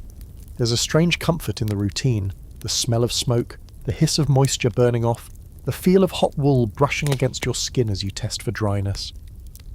You remember the old rhyme from some forgotten tavern? Keep your gear dry and your belly fed, or the frost'll feast on you instead. It's not poetic, but it's accurate. Somewhere in the distance a crow calls, not the sharp core of warning, just a lazy complaint. Still, it makes you glance around. The fire's visible now. You've broken your no-flame rule, but survival trumps stealth tonight. If something's watching, you'll deal with it. With a knife, or with fire. There's scholarly debate about just how seriously medieval hunters treated moisture. Some claim the dangers are overblown in modern retellings, that people just got used to it. But the evidence, it's in the language. The old songs, the prayers, the advice passed from hunter to apprentice. So much of it is about dryness, warmth, the desperate, maddening pursuit of not being wet in a world where everything wants you to be. And that's not just about comfort. It's about control. Because when your clothes are wet, they betray you. They freeze in stiff folds. They chafe. They trap cold against your skin like a jealous lover. And in the middle of the night, when the fire's low and the wind shifts, they finish you. But you're lucky. Not just because you caught it early, but because you've seen worse. You know what to do, and you're stubborn enough to do it. By the time the sun is peeking through the trees again, you're dry. You're wrapped in warm, smoke-scented layers, and though your hands still ache and your toes are a little purple at the edges, you're here, still standing. You feed one last log into the fire and sit here, watching the steam rise from your boots like ghosts slipping into the air. Then you whisper, not quite a prayer, not quite a joke, not today. Because wet might equal dead out here, but not you, not yet. By the time the fire dies down to a quiet bed of glowing orange coals, your clothes are dry again. Mostly. Not crisp, not cozy, but functional. You smell like smoke, sweat, and very faintly of singed bear grease, which is either a deterrent or a declaration of war depending on what catches your scent first. You sit with your back against a tree, knees drawn up, cloak wrapped tight, and feel the weight of the near disaster settle into your bones. That could have gone bad, fast. You should rest. You should conserve energy. Instead, you start digging. Not deep, just enough. You take a flat stone and scrape at the frozen earth. Clearing the snow down to the crusted soil, you choose a spot not far from your bedding, but shielded, wedged between two tree roots where the wind rarely touches. It takes time. Your fingers protest every movement. But eventually you have a shallow depression, maybe a foot deep, ringed with small stones you scavenge from beneath the snow. This is your next trick. A smokeless fire. It sounds like a contradiction, right? Fire by its very nature smokes, especially when you're stuck using damp wood or green branches. But medieval hunters knew a thing or two about stealth. And sometimes you needed heat without the beacon of light and smoke that came with it. So they got clever. You build it like a sandwich. First, you lay down a bed of dry moss, thin, brittle stuff you kept tucked inside your pack for this exact moment. Over that, you place flat coals from your dying fire, carefully lifted with a stick. Then twigs, then more moss, then dirt. Yeah, dirt. You cover it loosely, just enough to hide the flame but not snuff it entirely.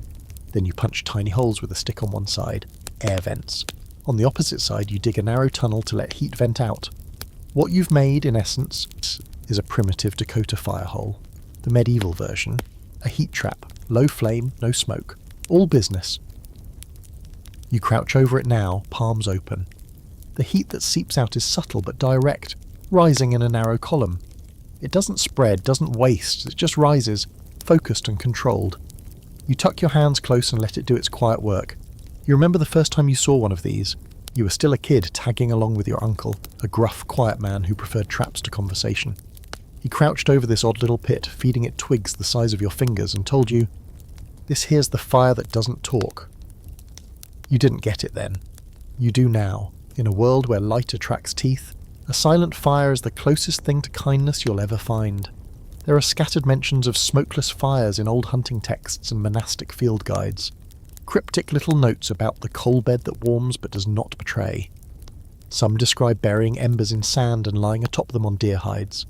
Others recommend keeping the venting tunnel aimed away from the wind, so the scent of burning wood doesn't carry far.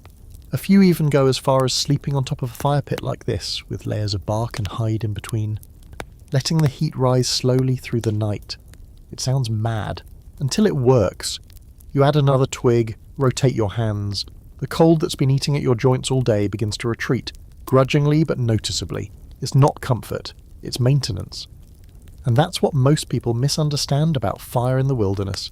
They think it's about warmth, light, roaring flames and cooked meat. It's not. Out here, fire is a tool, not a spectacle. You keep it low because anything higher draws attention. You feed it slowly because you never know when you'll find dry wood again. And you never build a fire in the open unless you're either incredibly confident or incredibly stupid. Still, there are risks, even with a smokeless fire. You've heard stories, everyone has. One about a hunter who built his fire too deep, too narrow. The coals burned low into the earth. He fell asleep on top of it, thinking the hide barrier would be enough. It wasn't. Woke up with blisters down the length of his spine, the fur fused to his skin. Another story, less tragic, more bizarre, about a man who swore his buried fire attracted something. Said he woke up with frost on his eyelashes and a single bare footprint in the snow by the vent. Human, but upside down, you don't believe that one. Mostly. You check the fire again, still low, still quiet, a miracle in heat form. You shift your boots closer, careful not to collapse the tunnel, and let the warmth creep up your legs. You know some hunters used animal bones instead of stones to line their pits. Said they held heat better. Others lined the pit with a layer of ash to reduce smoke even more. There were all kinds of tweaks and tricks, some legit, some probably just born out of long nights and longer stories. There's a fringe theory that monastic orders in colder regions trained their travelling scribes in smokeless fire techniques, not just to survive, but to hide. After all, parchment's useless when its carrier dies in the snow. A few old illuminated manuscripts even show tiny hooded figures crouched over what appear to be covered pits. Tendrils of smoke curling under cloaks, secretive heat. Monks with stealth, you smile at the thought. You, cloaked in your own stink, crouched over a hidden flame, are now kin to both hunter and holy man. The snow begins to fall, soft, dry flakes that vanish as soon as they meet the heat of your little fire. You tilt your head back and let one land on your lip. It melts instantly. You think about how ridiculous it is, how precious, and to catch a flake and feel something melt for once instead of freeze. And then you let yourself lean in just a little closer, because this fire won't last forever, and neither will the wood. But for now, you've got something rare, heat without danger, flame without attention, warmth that doesn't talk. The fire finally dies sometime after midnight, burns down to a whisper, then a memory, and then nothing. No smoke, no stewart, just a patch of warm dirt giving off the faintest heat like an old breath. You lie back, your body stiff and lined with tension, staring up at the stars winking behind thin branches. You want to close your eyes, but not yet. Not your turn, because tonight you're on watch. It's something medieval hunting parties understood better than anyone. You don't all sleep at once. That's not survival. That's bait. You sleep in shifts, short ones, timed to the wind and the darkness and the sound of things breathing beyond the trees. Tonight, there's no one to trade off with, so your shift is all night, or as long as your eyes will stay open. You sit upright, back against the same tree you always pick when you're alone. It leans slightly, enough to give your spine support, but not so much it'll let you drift. You place your bow across your knees, half out of comfort, half out of habit. The string's been slack for hours to keep it from freezing tight. but your fingers still hover near it just in case. The forest is never silent. That's what most people get wrong. They think it's peaceful out here. They imagine wind in the trees, maybe an owl, maybe the crunch of a mouse, but they forget the throat of the forest. The deep, low rumble of it just existing. Trees creaking, ice settling, snow sighing as it shifts. The constant, quiet threat of life, and not the kind you want close. You've heard it all. Wolves in the distance howling like they've just remembered something tragic. Wild dogs barking in the dark. Boars crashing through the brush like barrels rolling downhill. One time a bear made a noise so low and so close that you didn't move for hours. Just sat there, cloak over your head, heart pounding like war drums, praying the fire didn't crackle. But sometimes it's not the big things that scare you. It's the little ones. Twigs snapping where they shouldn't. Leaves rustling when there's no wind. The sudden hush of birds going silent all at once. You hear something now, crunch, crunch, crunch, slow, deliberate. Coming from the east. You freeze. Not deer. Deer are lighter. They move in bursts. Nervous, bounding, sharp. Not a fox either. Too slow. And it's not the wind. You know the rhythm of wind. This has pace, and wherever it is, it's walking. On 4 legs, maybe 2. You don't move, don't breathe, just listen. Then, as suddenly as it came, it stops. Nothing. No retreat. No final crack of a twig. Just gone. You sit like that for 15 minutes, maybe more. You lose track. Time stretches out into threadbare lines. The fire's long gone. The cold creeps back in through your soles, your sleeves, the gap between your hood and your scarf. You wait. Eventually your body protests. You shift your weight, flex your fingers, stamp your feet slowly, quietly. You know the rules. When you're on watch, your job isn't to see. It's to stay alive. You don't chase sounds. You don't investigate whispers. You just make sure you're still breathing when the sun comes up. Most medieval hunters knew this intimately. Watch rotation wasn't just for military camps or caravans. It was common in any group travelling through the woods. 1 awake, 2 asleep, or 2 awake if there were threats nearby, wolves, bandits, worse. And if you were the unlucky one with the first or last shift, you didn't complain. Because that meant you were trusted. Of course, when you're alone, there's no one to trust but yourself. So you adapt, you develop micronaps. 10-second shutdowns where your eyes close but your ears stay sharp. Some old hunters swore by it. Said you could train yourself to nap in 10-minute bursts and never lose awareness. You've tried. Not mastered it, but you're getting close. There's a trick where you tie a small rock to your hand, just heavy enough to drop when your muscles relax. Fall asleep, the rock falls, hits the ground, wakes you up. Primitive alarm clock. Some people use knives. You tried that once. You think about Marek again, your old trail partner. He was a light sleeper, the kind who could wake up if you looked at him too hard. But he still insisted on taking the middle shift.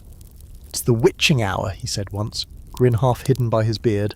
When the dead walk, the wolves hunt, and the snow listens. You used to roll your eyes. Then you spent a few winters alone. Now you don't roll your eyes at anything. There's a fringe theory, buried deep in the stranger corners of a medieval writing, that watch rotations weren't just practical, but spiritual. That sleeping all the way through the night left you vulnerable to what one monk called the unseen obligations of darkness. So they stayed awake, kept fire, told stories in whispers. One scribe even suggested that the practice was tied to ancient rites, older than Christendom, older than empire, meant to keep the world from forgetting you in your sleep. Like you had to prove you were still alive by watching the darkness back. You shift again, the cold's climbed into your cloak now, tight and nagging. You whisper, not to yourself but to the trees. I'm still here. Not a prayer, not a boast, just a fact. It doesn't warm you, but it settles you. The stars shift. A little, not much. Time's moving again, you feel the weight of the night in your chest. Heavy, but no longer unbearable. The worst of the cold is past. The fire's memory lingers in your limbs. You made it through this hour. You'll make it through the next. You settle in, the forest breathes, and you keep watch. Sometime just before dawn, when the forest's breath is slowest and even the wind seems to hesitate, you reach for your pouch and pull out what's left of your rations. Not much. A fist-sized lump of hard cheese, a strip of smoked venison tougher than boot leather. And, saving grace, there's a sliver of honeycomb wrapped in wax bark. You chew slowly, jaw aching, each bite deliberate and mechanical. like stoking a dying fire with splinters. It's not indulgence. It's not even hunger. It's strategy. This is your mid-sleep meal. And in the medieval wilds, it's not just a weird habit. It's survival science. You lean back against the tree, food warming in your stomach, and let your thoughts drift with the rising steam from your breath. Out here, no one tells you to eat in the middle of the night. No cook claps his hands and calls you to table. You learn it the hard way. You wake up cold enough times, and eventually you realise it's not always your cloak or your bedding that's failing, it's your body's fuel. The body is a fire. A slow one, yes, but just as needy. Feed it too little and it turns inward, starts pulling from muscle, from fat, from your ability to think. Feed it just enough at just the right moment and it keeps burning quietly through the night, turning heat inward while everything else freezes around you. You learned it from an old woman in the market once, long before you ever came to these woods. She sold dried beans and birch bark bread and carried herself like someone who'd walked more nights than you'd had hot meals. She said, "Eat in the middle of the night if you want to wake up. Doesn't have to be much, just to remind your belly it's alive." And then she handed you a ball of honey and lard wrapped in flax cloth, said, "Try this when the wind screams." She wasn't wrong. That's why you keep a little food tucked within reach of your bedding, always, even when supplies are low, especially then, something dense, something rich, something your stomach can turn into heat. Tonight it's the honeycomb. You bite into it carefully, teeth grinding through wax and sweet. The sugar hits your bloodstream almost instantly. A warmth blooms in your chest, bombage, not fire, but flicker, like a coal catching at the bottom of a flue. And while you eat, the rest of your body pays attention. Fingers unclench, toes twitch, the trembling in your shoulders fades, replaced with the kind of stillness that isn't weakness, but stability. You add a sip of warm water from the bladder near your fire pit, still faintly heated from the coals beneath it, and it makes the honey settle even deeper. You don't smile, but the tension behind your eyes loosens just a bit. You've done this long enough to know which foods serve which purpose. Fats, like bear grease or cold-cured pork belly, burn slow, perfect before sleep. Proteins, like jerky or dried fish, take longer to digest but stick with you. And sugar? Sugar is the emergency flare. Quick, bright, gone. There's debate among modern scholars about whether medieval people truly understood the metabolic mechanics of food and warmth. Some say it was all guesswork, ritual, tradition, passed down myth. But the consistency of the habits, the patterns across regions and languages, suggests something more. People knew. They may not have had the terms for caloric density or glucose spikes, but they knew that eating right before or during the coldest hours mattered. Travellers and hunters alike described night meals as essential, not for satiety, but for survival. And it wasn't just about the physical. There's something comforting about eating in the dark, about reminding your body that there is still sweetness, still sustenance, even while the forest is asleep. It cuts through the panic, the creeping edges of despair that come when the fire dies and the frost creeps close. You've heard stories, likely true, of hunting parties waking each other with mouthfuls of dried bread soaked in rendered fat. No words, just a hand, a bite, a nod, and then back to bed with a little more heat in the gut and a little more hope in the spine. In colder places, Scandinavia, the High Carpathians, the wind-torn plateaus of Scotland, they swore by midnight meat. Small rich meals shared around a whispering fire. No songs, just chewing, slowly, together. You remember a night like that yourself, deep winter. 6 of you huddled beneath a tarp strung between 2 dead trees. Fire so low it barely cast a shadow. One man passed a pouch of dried duck, another a chunk of rancid butter wrapped in linen. You all took bites in silence, passed it along, and returned to your shivering beds with grease on your lips and silence in your bones. No one froze that night. Not one. You finish your food and wipe your hands on the edge of your cloak, the wax from the honeycomb leaving a faint sheen on your fingertips. Sticky, but warm. You tuck the remains back into your pouch, 2 bites left, enough for tomorrow, and settle again against the tree. The cold isn't gone, of course. It never is. But now it feels muted, manageable. The stars are fading. The edge of the sky lightens just enough to suggest a sun somewhere behind all that grey. And as the forest begins to stir, the barest rustle. The groan of a tree trunk shifting in the frost, you feel ready again. Not just because of your fire, not just because of your bedding, or your bear fat, or your pine needle ritual, but because you remembered to feed the fire inside. You close your eyes for just a moment and listen. Not to the wind, not to the wolves, but to your own body, quietly burning, saying, "I'm still here." The first thing you feel when you wake is pain. Not the sharp kind, not the kind that screams and demands immediate attention. No, this is the dull, pulsing ache of a body that's been locked in the same position too long, in temperatures too low, on bedding that cares nothing for your comfort. Your joints resist movement. Your spine feels like someone poured cold iron into it. But worst of all are your hands.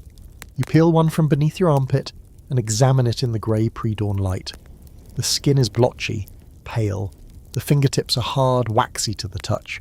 You try to bend your fingers into a fist. Two respond, the rest move like frozen sticks. You blow on them, nothing. You press them against your stomach into the warmth trapped beneath your layers.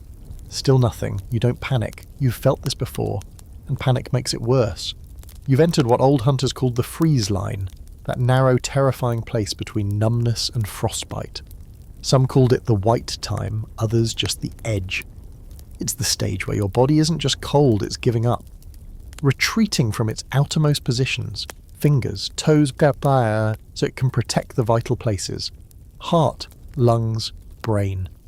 You sit up slowly, gritting your teeth as your knees crack and pop.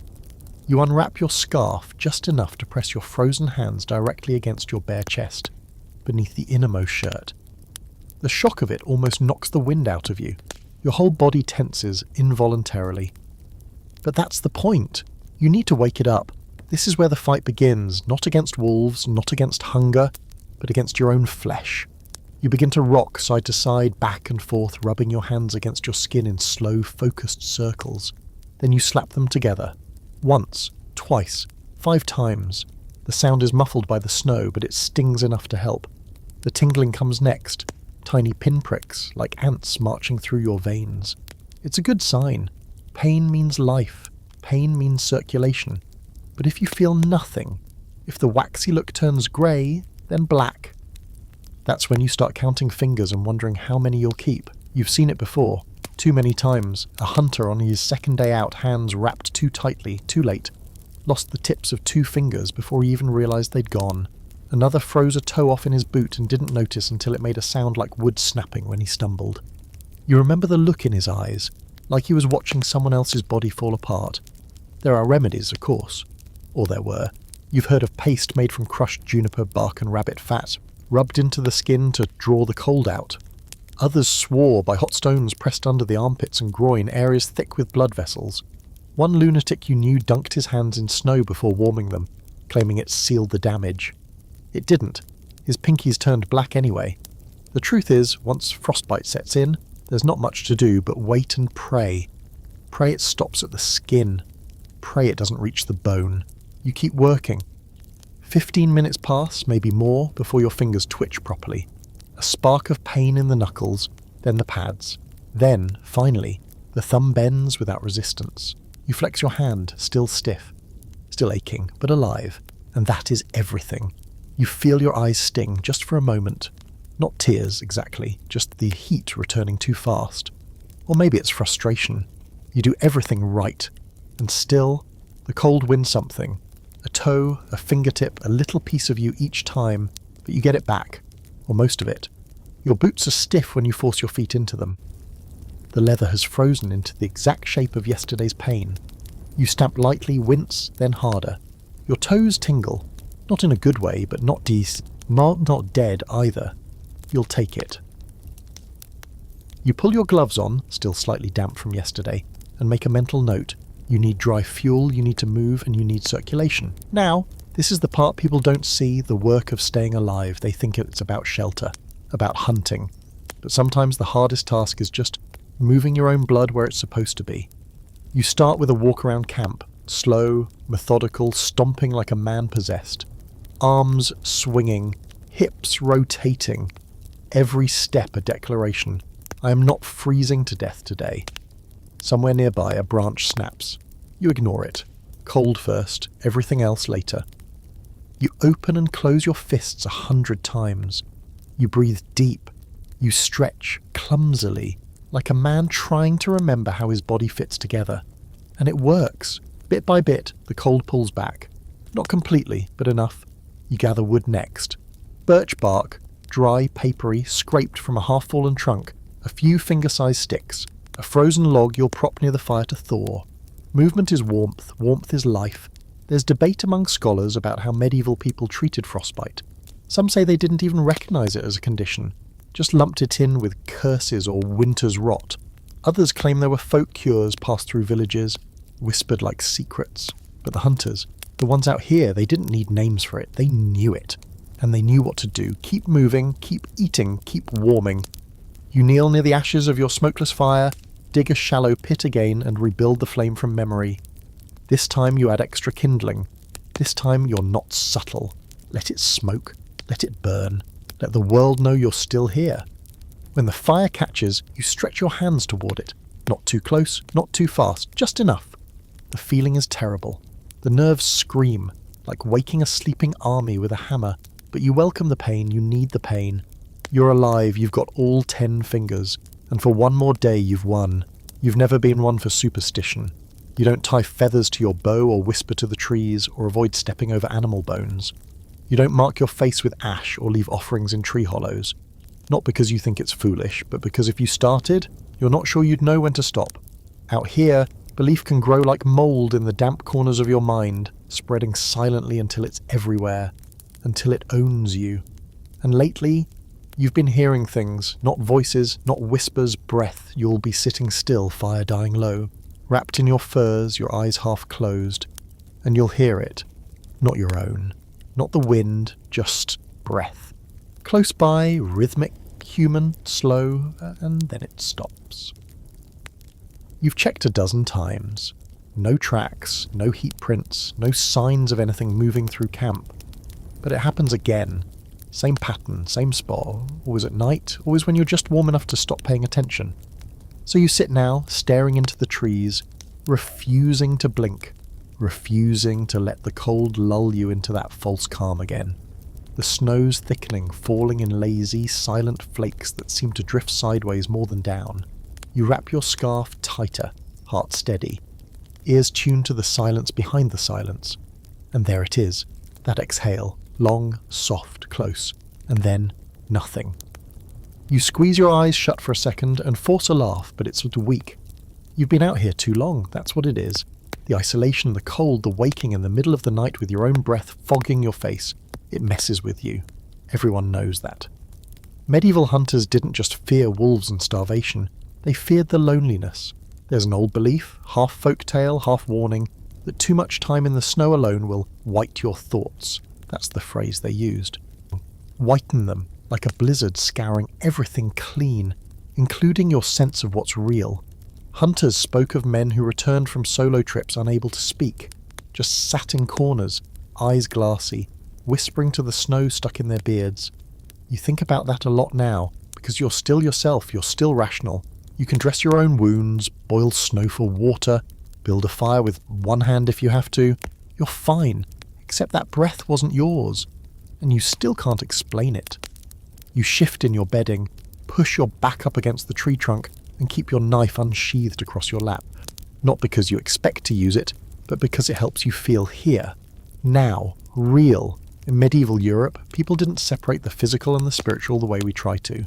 They didn't have the luxury. A shiver could mean a ghost. A strange breeze could mean a curse.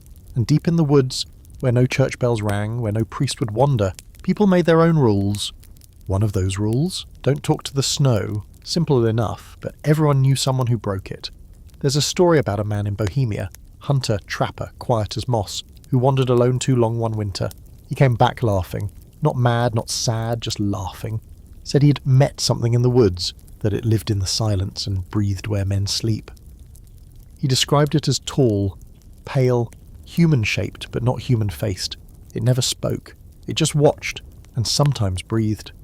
When asked what it wanted, he said, "Nothing, just for you to know it's there." You'd be surprised how often those stories show up. Across cultures, across time. Sometimes it's a white woman, sometimes a faceless man, sometimes just breathing in the dark, always alone, always in winter.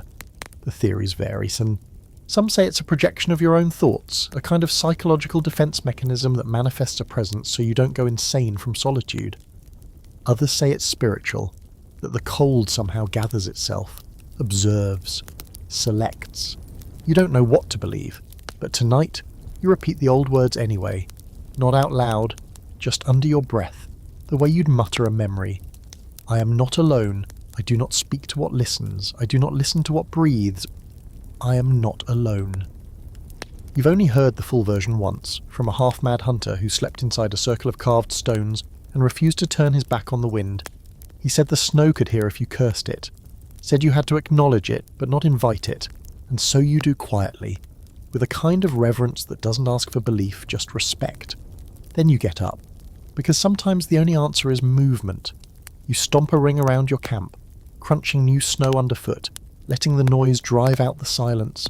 You hum, not a song, just a vibration in your throat to remind yourself that you exist.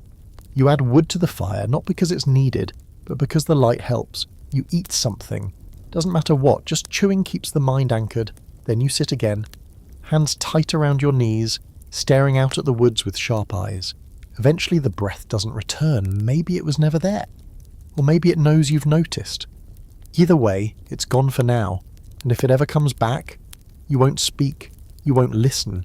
You'll sit in the dark, warmed by fire and stubbornness and a spine full of bad sleep and older fears, and you'll say nothing, because you are not alone. And out here, that's not always a comfort.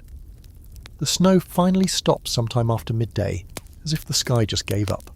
One moment it's a flurry of flakes drifting sideways, relentless and silent. The next, nothing. Just cold light filtering through the trees and the eerie stillness that always follows a long fall of snow. The air feels cleaner somehow, heavier too, like it's pressing down on everything. You stretch your arms and roll your shoulders, every joint creaking like an old ship, and glance down at your cloak. It's frosted over again. So are your boots, so is everything. You brush yourself off slowly and take stock. The fire's dead, just a few stubborn coals buried in the snow-packed pit. Your gut sack sleeping roll is stiff and crusted at the seams. Even the spruce bedding has frozen in place, crinkling when you shift. But most of all, you notice the way your cloak feels on your shoulders, more like a wall than a blanket. Too heavy, too stiff. It's done its job, but barely, which means it's time to upgrade. You stand, legs shaky at first, and look up into the trees. The canopy's thick here, but not so much that the wind can't cut through. You need to build something better, something smarter. You need to turn what little you have into something more than a blanket. You need your cloak to become your tent. Now this isn't some clever metaphor. It's not a romantic idea about wrapping yourself in the past or sheltering under tradition. No, this is practical. Medieval cloaks, especially those made for travellers, hunters or soldiers, were designed for this. Not fashion, not status, but survival. You pull yours off now and shake it loose. It's heavy wool, woven tight, rough to the touch and slightly greasy from months of smoke and bare fat. It smells like your life. You lay it out in the snow, folding it lengthwise to check the seams. The edges are intact. The neck clasp is strong. Good. The key here is structure. Without poles or canvas, you have to trick the wind into staying out. So you find two nearby saplings, bent, flexible, and lash their tops together with a strip of hide from your gear. You bend them into a low arch, driving the ends into the snow-packed earth like stakes. Then you drape the cloak over the top, pinning the sides down with stones and snow. It's crude, low to the ground. You have to crawl inside it like an animal. But once you're in, oh, it's everything. It's not warm exactly, but it's shielded. The wool holds the air still, blocks the wind, muffles the sound of your own breathing. It becomes its own little world inside the white. You can feel your body heat bouncing back at you. Trapped. Collect. This was a known trick, especially in the north. Hunters and scouts would carry cloaks long and wide enough to be used as lean-tos, half-tents, or even bivouac sacks in a pinch. Some had grommets or loops sewn into the corners, reinforced with leather so they could be tied down quickly. Others were lined with fur or oiled wool, or even scraps of waxed linen stitched in like patchwork armour against the cold. You don't have all of that, but you do have the know-how. You take some of the dry moss from your pouch and tuck it along the interior edges where the wool meets the snow. Insulation. You pile spruce boughs beneath your knees, not for comfort, but to keep you off the cold floor. Then you crawl in, slowly, carefully, like you're entering a shrine. And in a way you are. Because this isn't just a cloak anymore. It's home. You stretch out inside, the ceiling just inches from your face and feel the whole space warm around you. It's not luxury. You still smell like smoke and pig and pine and God knows what else. But you're contained. You're not at the mercy of the wind anymore. You press your hands together and smile slightly, even as your nose drips from the cold.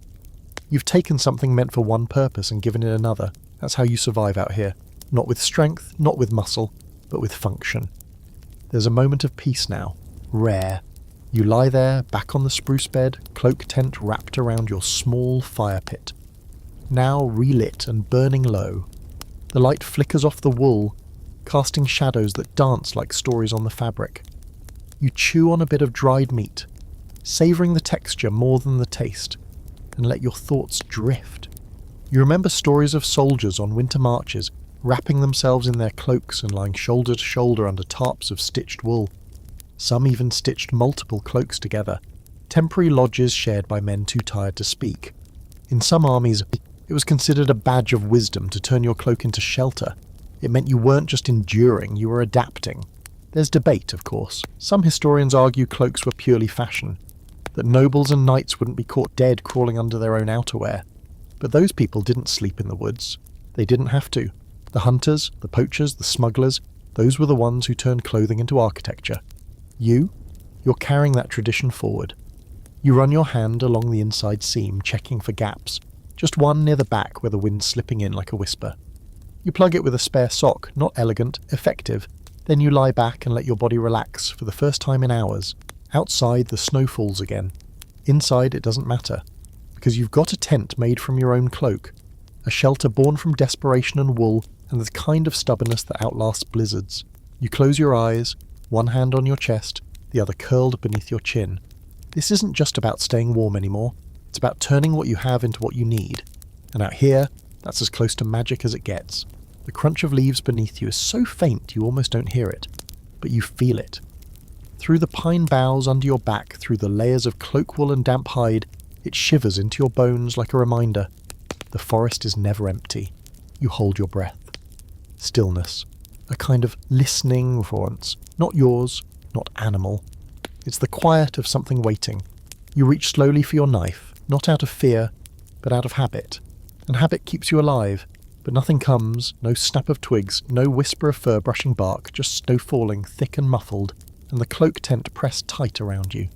You exhale through your nose and settle back in, eyes drifting to the low roof above. It's dark in here, safe mostly. And now that you're warm, truly warm, your thoughts begin to wander somewhere you hadn't expected. The ground, not the surface, not the trees, the forest floor. Because no matter how clever your cloak or how perfectly arranged your spruce boughs, you're still sleeping on dirt. Frozen dirt, in fact. Dirt filled with the roots and detritus of decades, maybe centuries.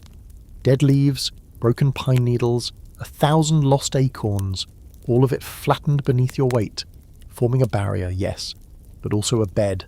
And that bed matters more than you'd think. Most people imagine shelter as what's above you, the tent, the roof, the stars, the boughs. But out here, the ground is the thing that kills, slowly, silent and low, saps your heat hour by hour until your bones feel carved out. So when you lie down to sleep in the wild, your first priority isn't what's overhead, it's what's underneath. You shift now, adjusting the layers of spruce and bark and hide beneath you, feeling how much give they've lost since yesterday. The branches have compressed, they don't spring anymore, and that means they're not insulating. So you crawl out of your cloak shell and begin again. The ground crunches under your knees as you scrape back the old boughs. They're still fragrant, sap clinging to your hands in sticky strings, but they're no longer useful. You toss them aside and begin gathering new ones, cutting thick branches with your belt knife and laying them in overlapping layers. This time you add dry leaves, not just for padding, for heat. It's an old trick.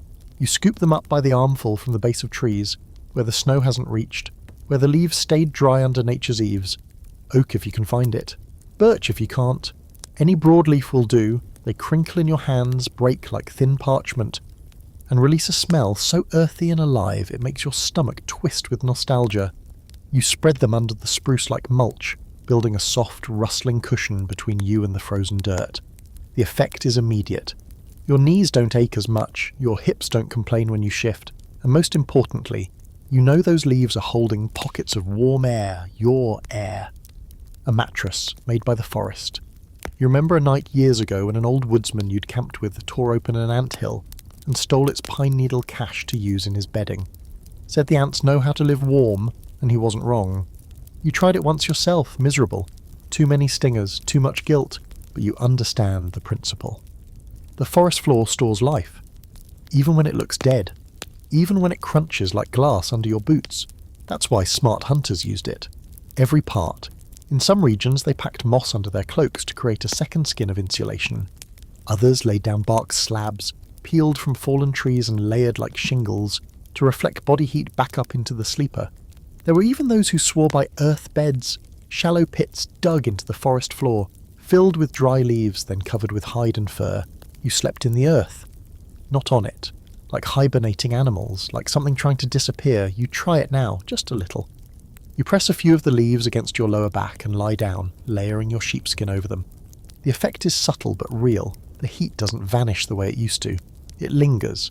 There's a kind of quiet genius in this system. Primitive, yes, but refined through desperation. Modern minds might scoff, what good are leaves against the snow? But they'd be missing the point. It's not about defeating the cold, it's about slowing it, redirecting it, giving your body just enough of a head start to make it to dawn. You chew another bite of jerky and watch the snow fall through a gap in your cloak. The flakes drift sideways now, gentle, hypnotic, and suddenly you realise you're not cold, not warm mind you, but not cold, that's a miracle, and you owe it to the forest floor. There's a fringe belief, mostly from Eastern Europe, that the forest floor holds memories, that each leaf carries a fragment of thought from the tree it fell from. Sleeping on them, some said, was like sleeping on the dreams of oaks and birches, a way to share space with the past. You've never believed that.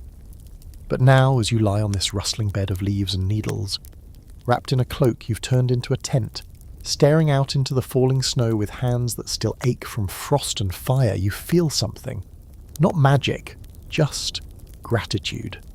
The forest gives, slowly, cautiously, but it gives, and when you sleep tonight, it won't be on the ground, it'll be with it. The wind changes. You don't see it, you feel it. Like a eye against your spine, cutting down through the tree and curling beneath your cloak as if it knows exactly where the gaps are. One moment you're stable, nested in your forest floor bedding like a stubborn little god, and the next you're shivering again, your jaw locking against the chill. Your thoughts scattering like startled birds. You pull your scarf higher, press your hands into your armpits, and exhale slowly through your nose. Here it comes. It's not just cold, it's hostile now. This isn't the passive freeze you've fought for nights. This is the sky turning against you. The wind has picked up, the snow is sharp again. Not flakes, but tiny shards that sting when they hit your cheeks. And the trees, they're groaning. Deep creaks and knocks like old bones shifting in the dark. This is what medieval hunters feared most. Not wolves, not starvation, the changing weather. Because no matter how well you've prepared, how deep your bedding, how clever your shelter, when the sky hates you, none of it is guaranteed to work. You huddle tighter inside your cloak tent trying to calculate your next move. The structure is low to the ground, yes, but the snow's piling fast now, a few inches in minutes. If this keeps up, you'll either be buried or exposed if the wind decides to rip your setup apart. And that wind is doing what wind does best, it's testing you. You've seen it before, that moment when the air shifts from indifferent to predatory. You can hear it roaring higher in the trees now, knocking loose snow from the upper branches in great slumping crashes that sound too close for comfort. One falls not 10 paces from your camp, sending up a spray of white like surf against rock. You clench your jaw and move, fast, no time to hesitate. You tear out from under the cloak and grab at your pack, yanking the bedding free, scattering leaves, dragging spruce boughs aside to check your supplies. You can't afford to be graceful right now. You need to reinforce. First, you bank snow onto the sides of your cloak shelter, not away from it, on top. It seems counterintuitive, maybe even stupid, but this is a trick pulled straight from the Northern Hunter's Manual. Snow insulates. Packed snow doesn't just bury you, it protects you. You pile it thick against the edges of your tent, turning it into a half-dug snow cave. Your hands burn from the cold, you don't care. Then you brace the inside with sticks, short crossbeams between the saplings that form your roof structure. You wedge them in tight, pounding them into the snow with your boot heel. The cloak is sagging slightly under the weight already, but you can't let it collapse. You won't. By the time you crawl back inside, the wind is howling full-throated. It screams through the trees like a warning, snatching at anything loose, stray cloth, hair, breath, but your shelter holds, just barely. And inside, it's quiet. Not peaceful, but muffled, like the world has stepped back, just a little, to watch. You lie there, breath fogging the tiny space, watching snowflakes drift through the narrow opening near your feet. You're back to breathing shallow again, carefully, like someone trying not to break a spell, because if that wind gets worse, it could take everything. You think about old hunters, real ones, the ones with fewer fingers and worse odds. The stories they told when the weather turned like this. Some swore the wind had a will of its own. Not just what it destroyed, but who, as if it chose. There's a tale you heard once, early in your wandering years, about a man in the Tyrolean Alps who disappeared after building a snow shelter too close to a ridge. When they found what was left of it weeks later, the structure was intact, but he was gone. Just gone. No prints, no trail. Inside, a pouch of food, a warm bed, a knife in perfect condition. Nothing taken, nothing broken. The wind, they said, took him. Now logically, you know that wind doesn't carry men away. That cold doesn't have a grudge. But when you're lying inside a fragile dome of stitched wool and wet branches, and the only thing keeping you from freezing is your own stubborn refusal to stop moving, well, logic feels like a luxury. And it doesn't help that outside you can hear things moving. Not animals, just the trees, bending, breaking, whispering to each other like old men sharing secrets they'd rather not remember. You roll onto your side, pressing your knees to your chest, and try to distract yourself by counting the parts of your body that don't hurt. Left ear? Cold. Fingers? Aching. Back stiff. Toes unknown. Probably fine. Right shoulder. Surprisingly okay. So, 1. One good part, not a bad score considering. You sip from your water skin, lukewarm now, but liquid, which is all that matters, and tuck your hands under your thighs. You're not warming up, but you're not losing ground either. That's all winter survival ever is, a series of battles where breaking even means you win. There's debate among historians about just how well medieval hunters handled extreme weather. Some argue they had no real strategies, just trial and error. Others insist they were walking encyclopedias of weather lore. Passed down through generations, the truth is probably both. Most people didn't write their knowledge down, but they lived it. And you're living it now. You lie there in your cramped little snow fort listening to the sky scream and wonder if you're better or worse off than those hunters were centuries ago. They had fewer options. Maybe, but they also had fewer doubts. The storm isn't breaking yet, but it's plateaued. That's something. It's stopped escalating. Now it's just holding, like a conversation that's gotten tense but not violent. You'll ride it out. You've made it through art worse. And when it finally passes, when the wind stops clawing and the snow goes soft again, you'll crawl out, brush off the frost, rebuild what collapsed, and start the process all over again. Because when the sky turns on you, you don't fight it. You endure it. The storm finally breaks near dusk. Not with a bang, but with a sigh. You notice it first in the branches, the way they stop groaning, the way the wind no longer slaps them around like rag dolls. Then in the air itself. It's still cold, brutal, bitter, deep in your teeth cold. But the violence has gone, like something exhaled all its rage and has slumped down into a heavy, sulking silence. You wait a long time before moving. Even now, you don't trust it. The woods are too still. Your breath is too loud. You lie in your snow-caked shelter like a hunter who just heard the footsteps stop but never saw the thing walking away. There's a hum in the air like tension left behind. But eventually your fingers start to ache again, and you know it's time to shift. You push back the edge of your cloak slowly and peek out. The forest has changed. Not in structure, but in mood. It looks the same, trees heavy with snow, the ground buried under thick white drifts. But there's a new smoothness to everything. No footprints, no broken branches, just untouched, unbroken snow in every direction. A blank slate. And if you didn't know better, you'd swear the storm was trying to erase you. You sit up fully and take stock. Your shelter survived, barely. One of the saplings has cracked under the weight of the snow and the cloak is sagging in the middle like a tired spine. But it held. You made it through another test. The fire pit is buried. Your supplies are dusted with powder. But you're still here. Now comes the hard part, rebuilding momentum. Surviving the cold is one thing. Re-entering the world after the cold, that's something else entirely. Your muscles ache with that deep, full-body soreness that comes from doing too little and too much at the same time. You stretch like an old man, slow, creaky, grumbling at joints that never used to complain. Your legs have fallen asleep. Your knees feel like they've been replaced with bricks. But you stand, slowly, and the world doesn't shatter. That's a win. You kick off the snow from your boots and pack and begin clearing the fire pit. Carefully. You don't want to lose the remaining coals if they're still alive beneath the ash. You scrape down to the bottom and find miracle, a faint glow. You grin, bare your teeth against the cold, and coax the flame back to life with dry moss and your last scrap of birch bark. It hisses, smokes, then flickers, then crackles. The fire returns, and just like that, your limbs remember how to be warm. As you move about your camp, re-establishing order, shaking snow off bedding, rebuilding your pine bough base, retightening your cloak frame, you remember something an old woodsman once told you. The cold don't care, but it notices. If you stop moving, it gets curious, and if it gets curious, you're done. He meant it figuratively, probably.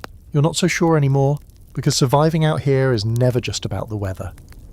It's about response, what you do next, what you do after the worst of it has passed. Some medieval texts refer to this phase, post-storm, post-freeze, as the reckoning. Not dramatic, just practical. It's the moment when you count what's left. Firewood, food, fingers. It's when you decide whether to move forward or hold your ground another night. You take inventory, not just of your supplies, but of yourself. And so you do. Firewood, enough for the night, maybe 2 if you ration. Food, tight. You've got some dried meat, a bit of fat, a few sprigs of pine needle for tea. Fingers, all 10. No black tips, no frostbite bloom. Toes, still responding even if they feel like strangers. You're scraped up, sore and soaked in layers of sweat and old smoke. But you're functional, which is more than most could say after a storm like that. You refill your water skin with snow and set it near the fire to melt. Then you dig out your cooking pot, a small dented thing barely fit for soup, and start boiling a handful of pine needles. It's bitter, yes, but rich in what your body's desperate for now. Vitamin C, heat, and something not solid to put in your stomach. The steam curls up into your face, and for a moment, you just breathe it in, deep, slow, like you're sipping the forest's breath. It smells like winter and sap and stubbornness. You sit back and let your eyes roam the snow-covered camp. It's quiet now, peaceful even.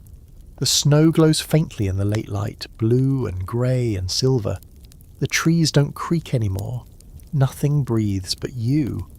And yet, that stillness still unnerves you, because now you can hear your own thoughts again. No storm to block them out, no wind to drown them, just you, and that's always been the most dangerous part. You stir your tea, watching the needles swirl, and think back to old stories. Hunters who, after surviving the worst winters, would go quiet. Not in speech, but in presence. You'd look at them and feel like they weren't all there, like a part of them was still stuck under the snow, back in the cold, listening for the wind that never stopped screaming.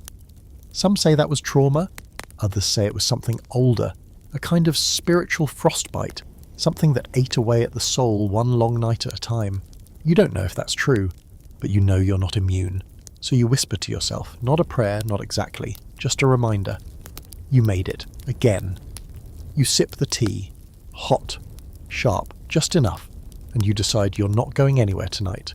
Not until the fire dies again. Not until your legs stop aching and your pack dries out. Not until your brain stops thinking in storm rhythms and starts recognizing silence as something safe. Tonight, you rest. Not just because you're tired, but because tomorrow the cold might ask harder questions, and you'll need every answer you've got.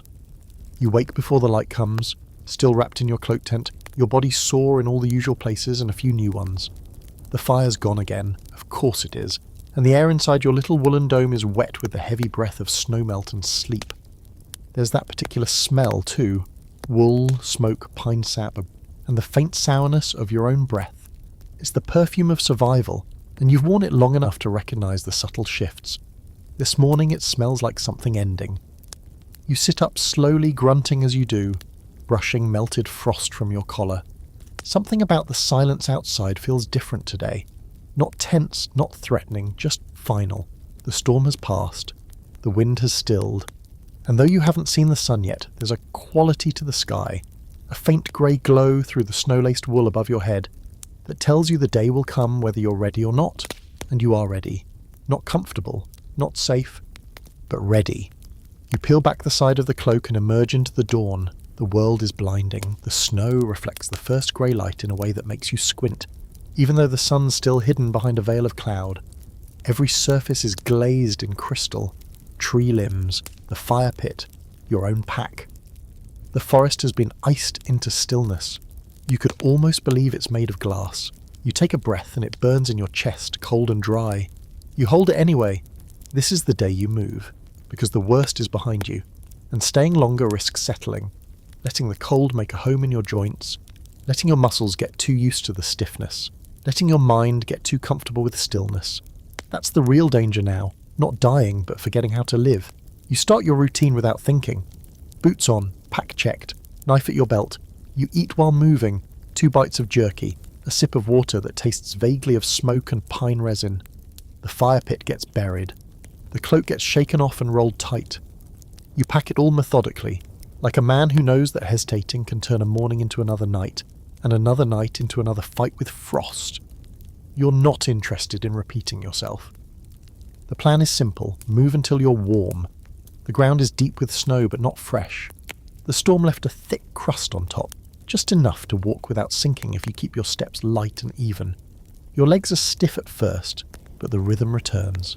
1 foot, then the other. Arms swinging, breath rising like smoke. The forest shifts around you as you walk. You recognise the signs of post-storm life. Small things.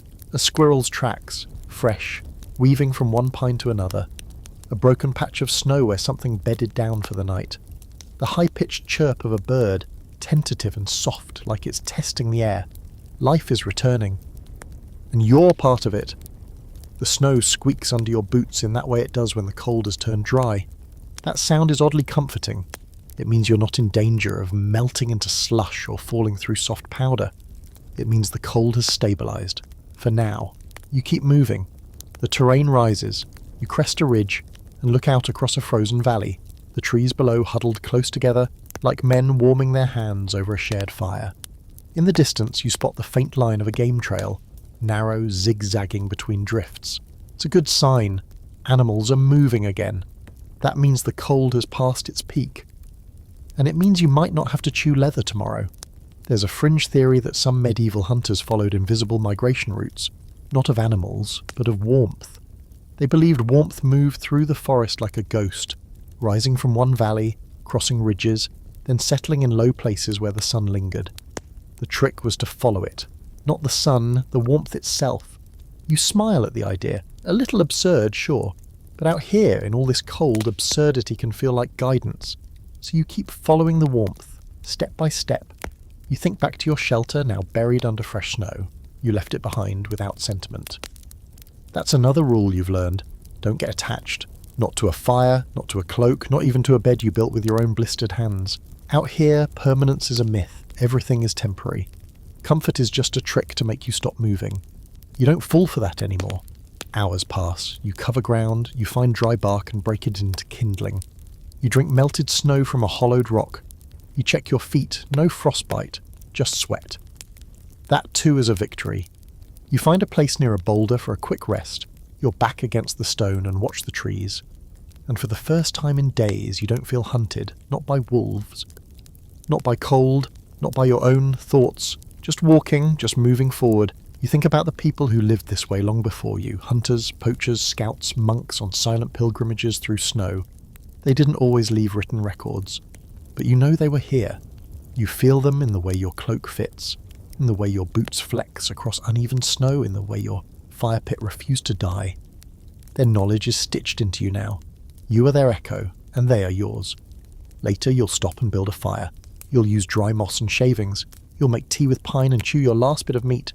You'll sleep in your cloak again, this time on fresh spruce with a better windbreak, and maybe, just maybe, you'll dream, but not of the cold. You'll dream of motion, of tracks in the snow, a breath that doesn't freeze before it leaves your lips, And when you wake, you'll keep moving, because that's the final lesson of surviving the medieval wilderness. Don't stop, not when the fire burns out, not when your fingers ache, not when the wind whispers. You keep walking, you keep breathing, you keep living. And now the storm is behind you. The fire's out, the shelter's gone, and your footprints, faint as they are, lead off into the white horizon, one step at a time. You've walked through the dark, through the freezing nights, through the kind of silence that presses against the skull and makes you question where you end and the world begins. You've kept your fingers, your fire, your sanity. More importantly, you've kept your pattern, the rhythm of eat, sleep, wake, watch, repeat it. That's the core of surviving in the wild like a medieval hunter. Not some grand heroic sprint, just the stubborn, deliberate refusal to give in to the cold. The truth is, you were never really trying to be comfortable. You were just trying not to die, and against all odds and all temperatures, you didn't. You made bedding from tree branches, shelters from cloaks, warmth from snow, and meals out of scraps. You even made silence into company. That's no small thing. Somewhere far behind you, buried under fresh snow and windswept pine, there's the memory of a fire still glowing in the dirt. Let it stay there. Let it keep watch, because you're not sleeping on frost tonight. You're sleeping on knowledge. So now's the part where you lie back, close your eyes, and feel the weight lift from your shoulders. Your body's sore, but not broken. Your thoughts are quiet. The wind outside is just wind, not a threat, not a story, just air moving through trees. And if in the distance something still breathes in the dark, let it. You're warm now, you're home now, you made it through the freeze, and the forest knows your name.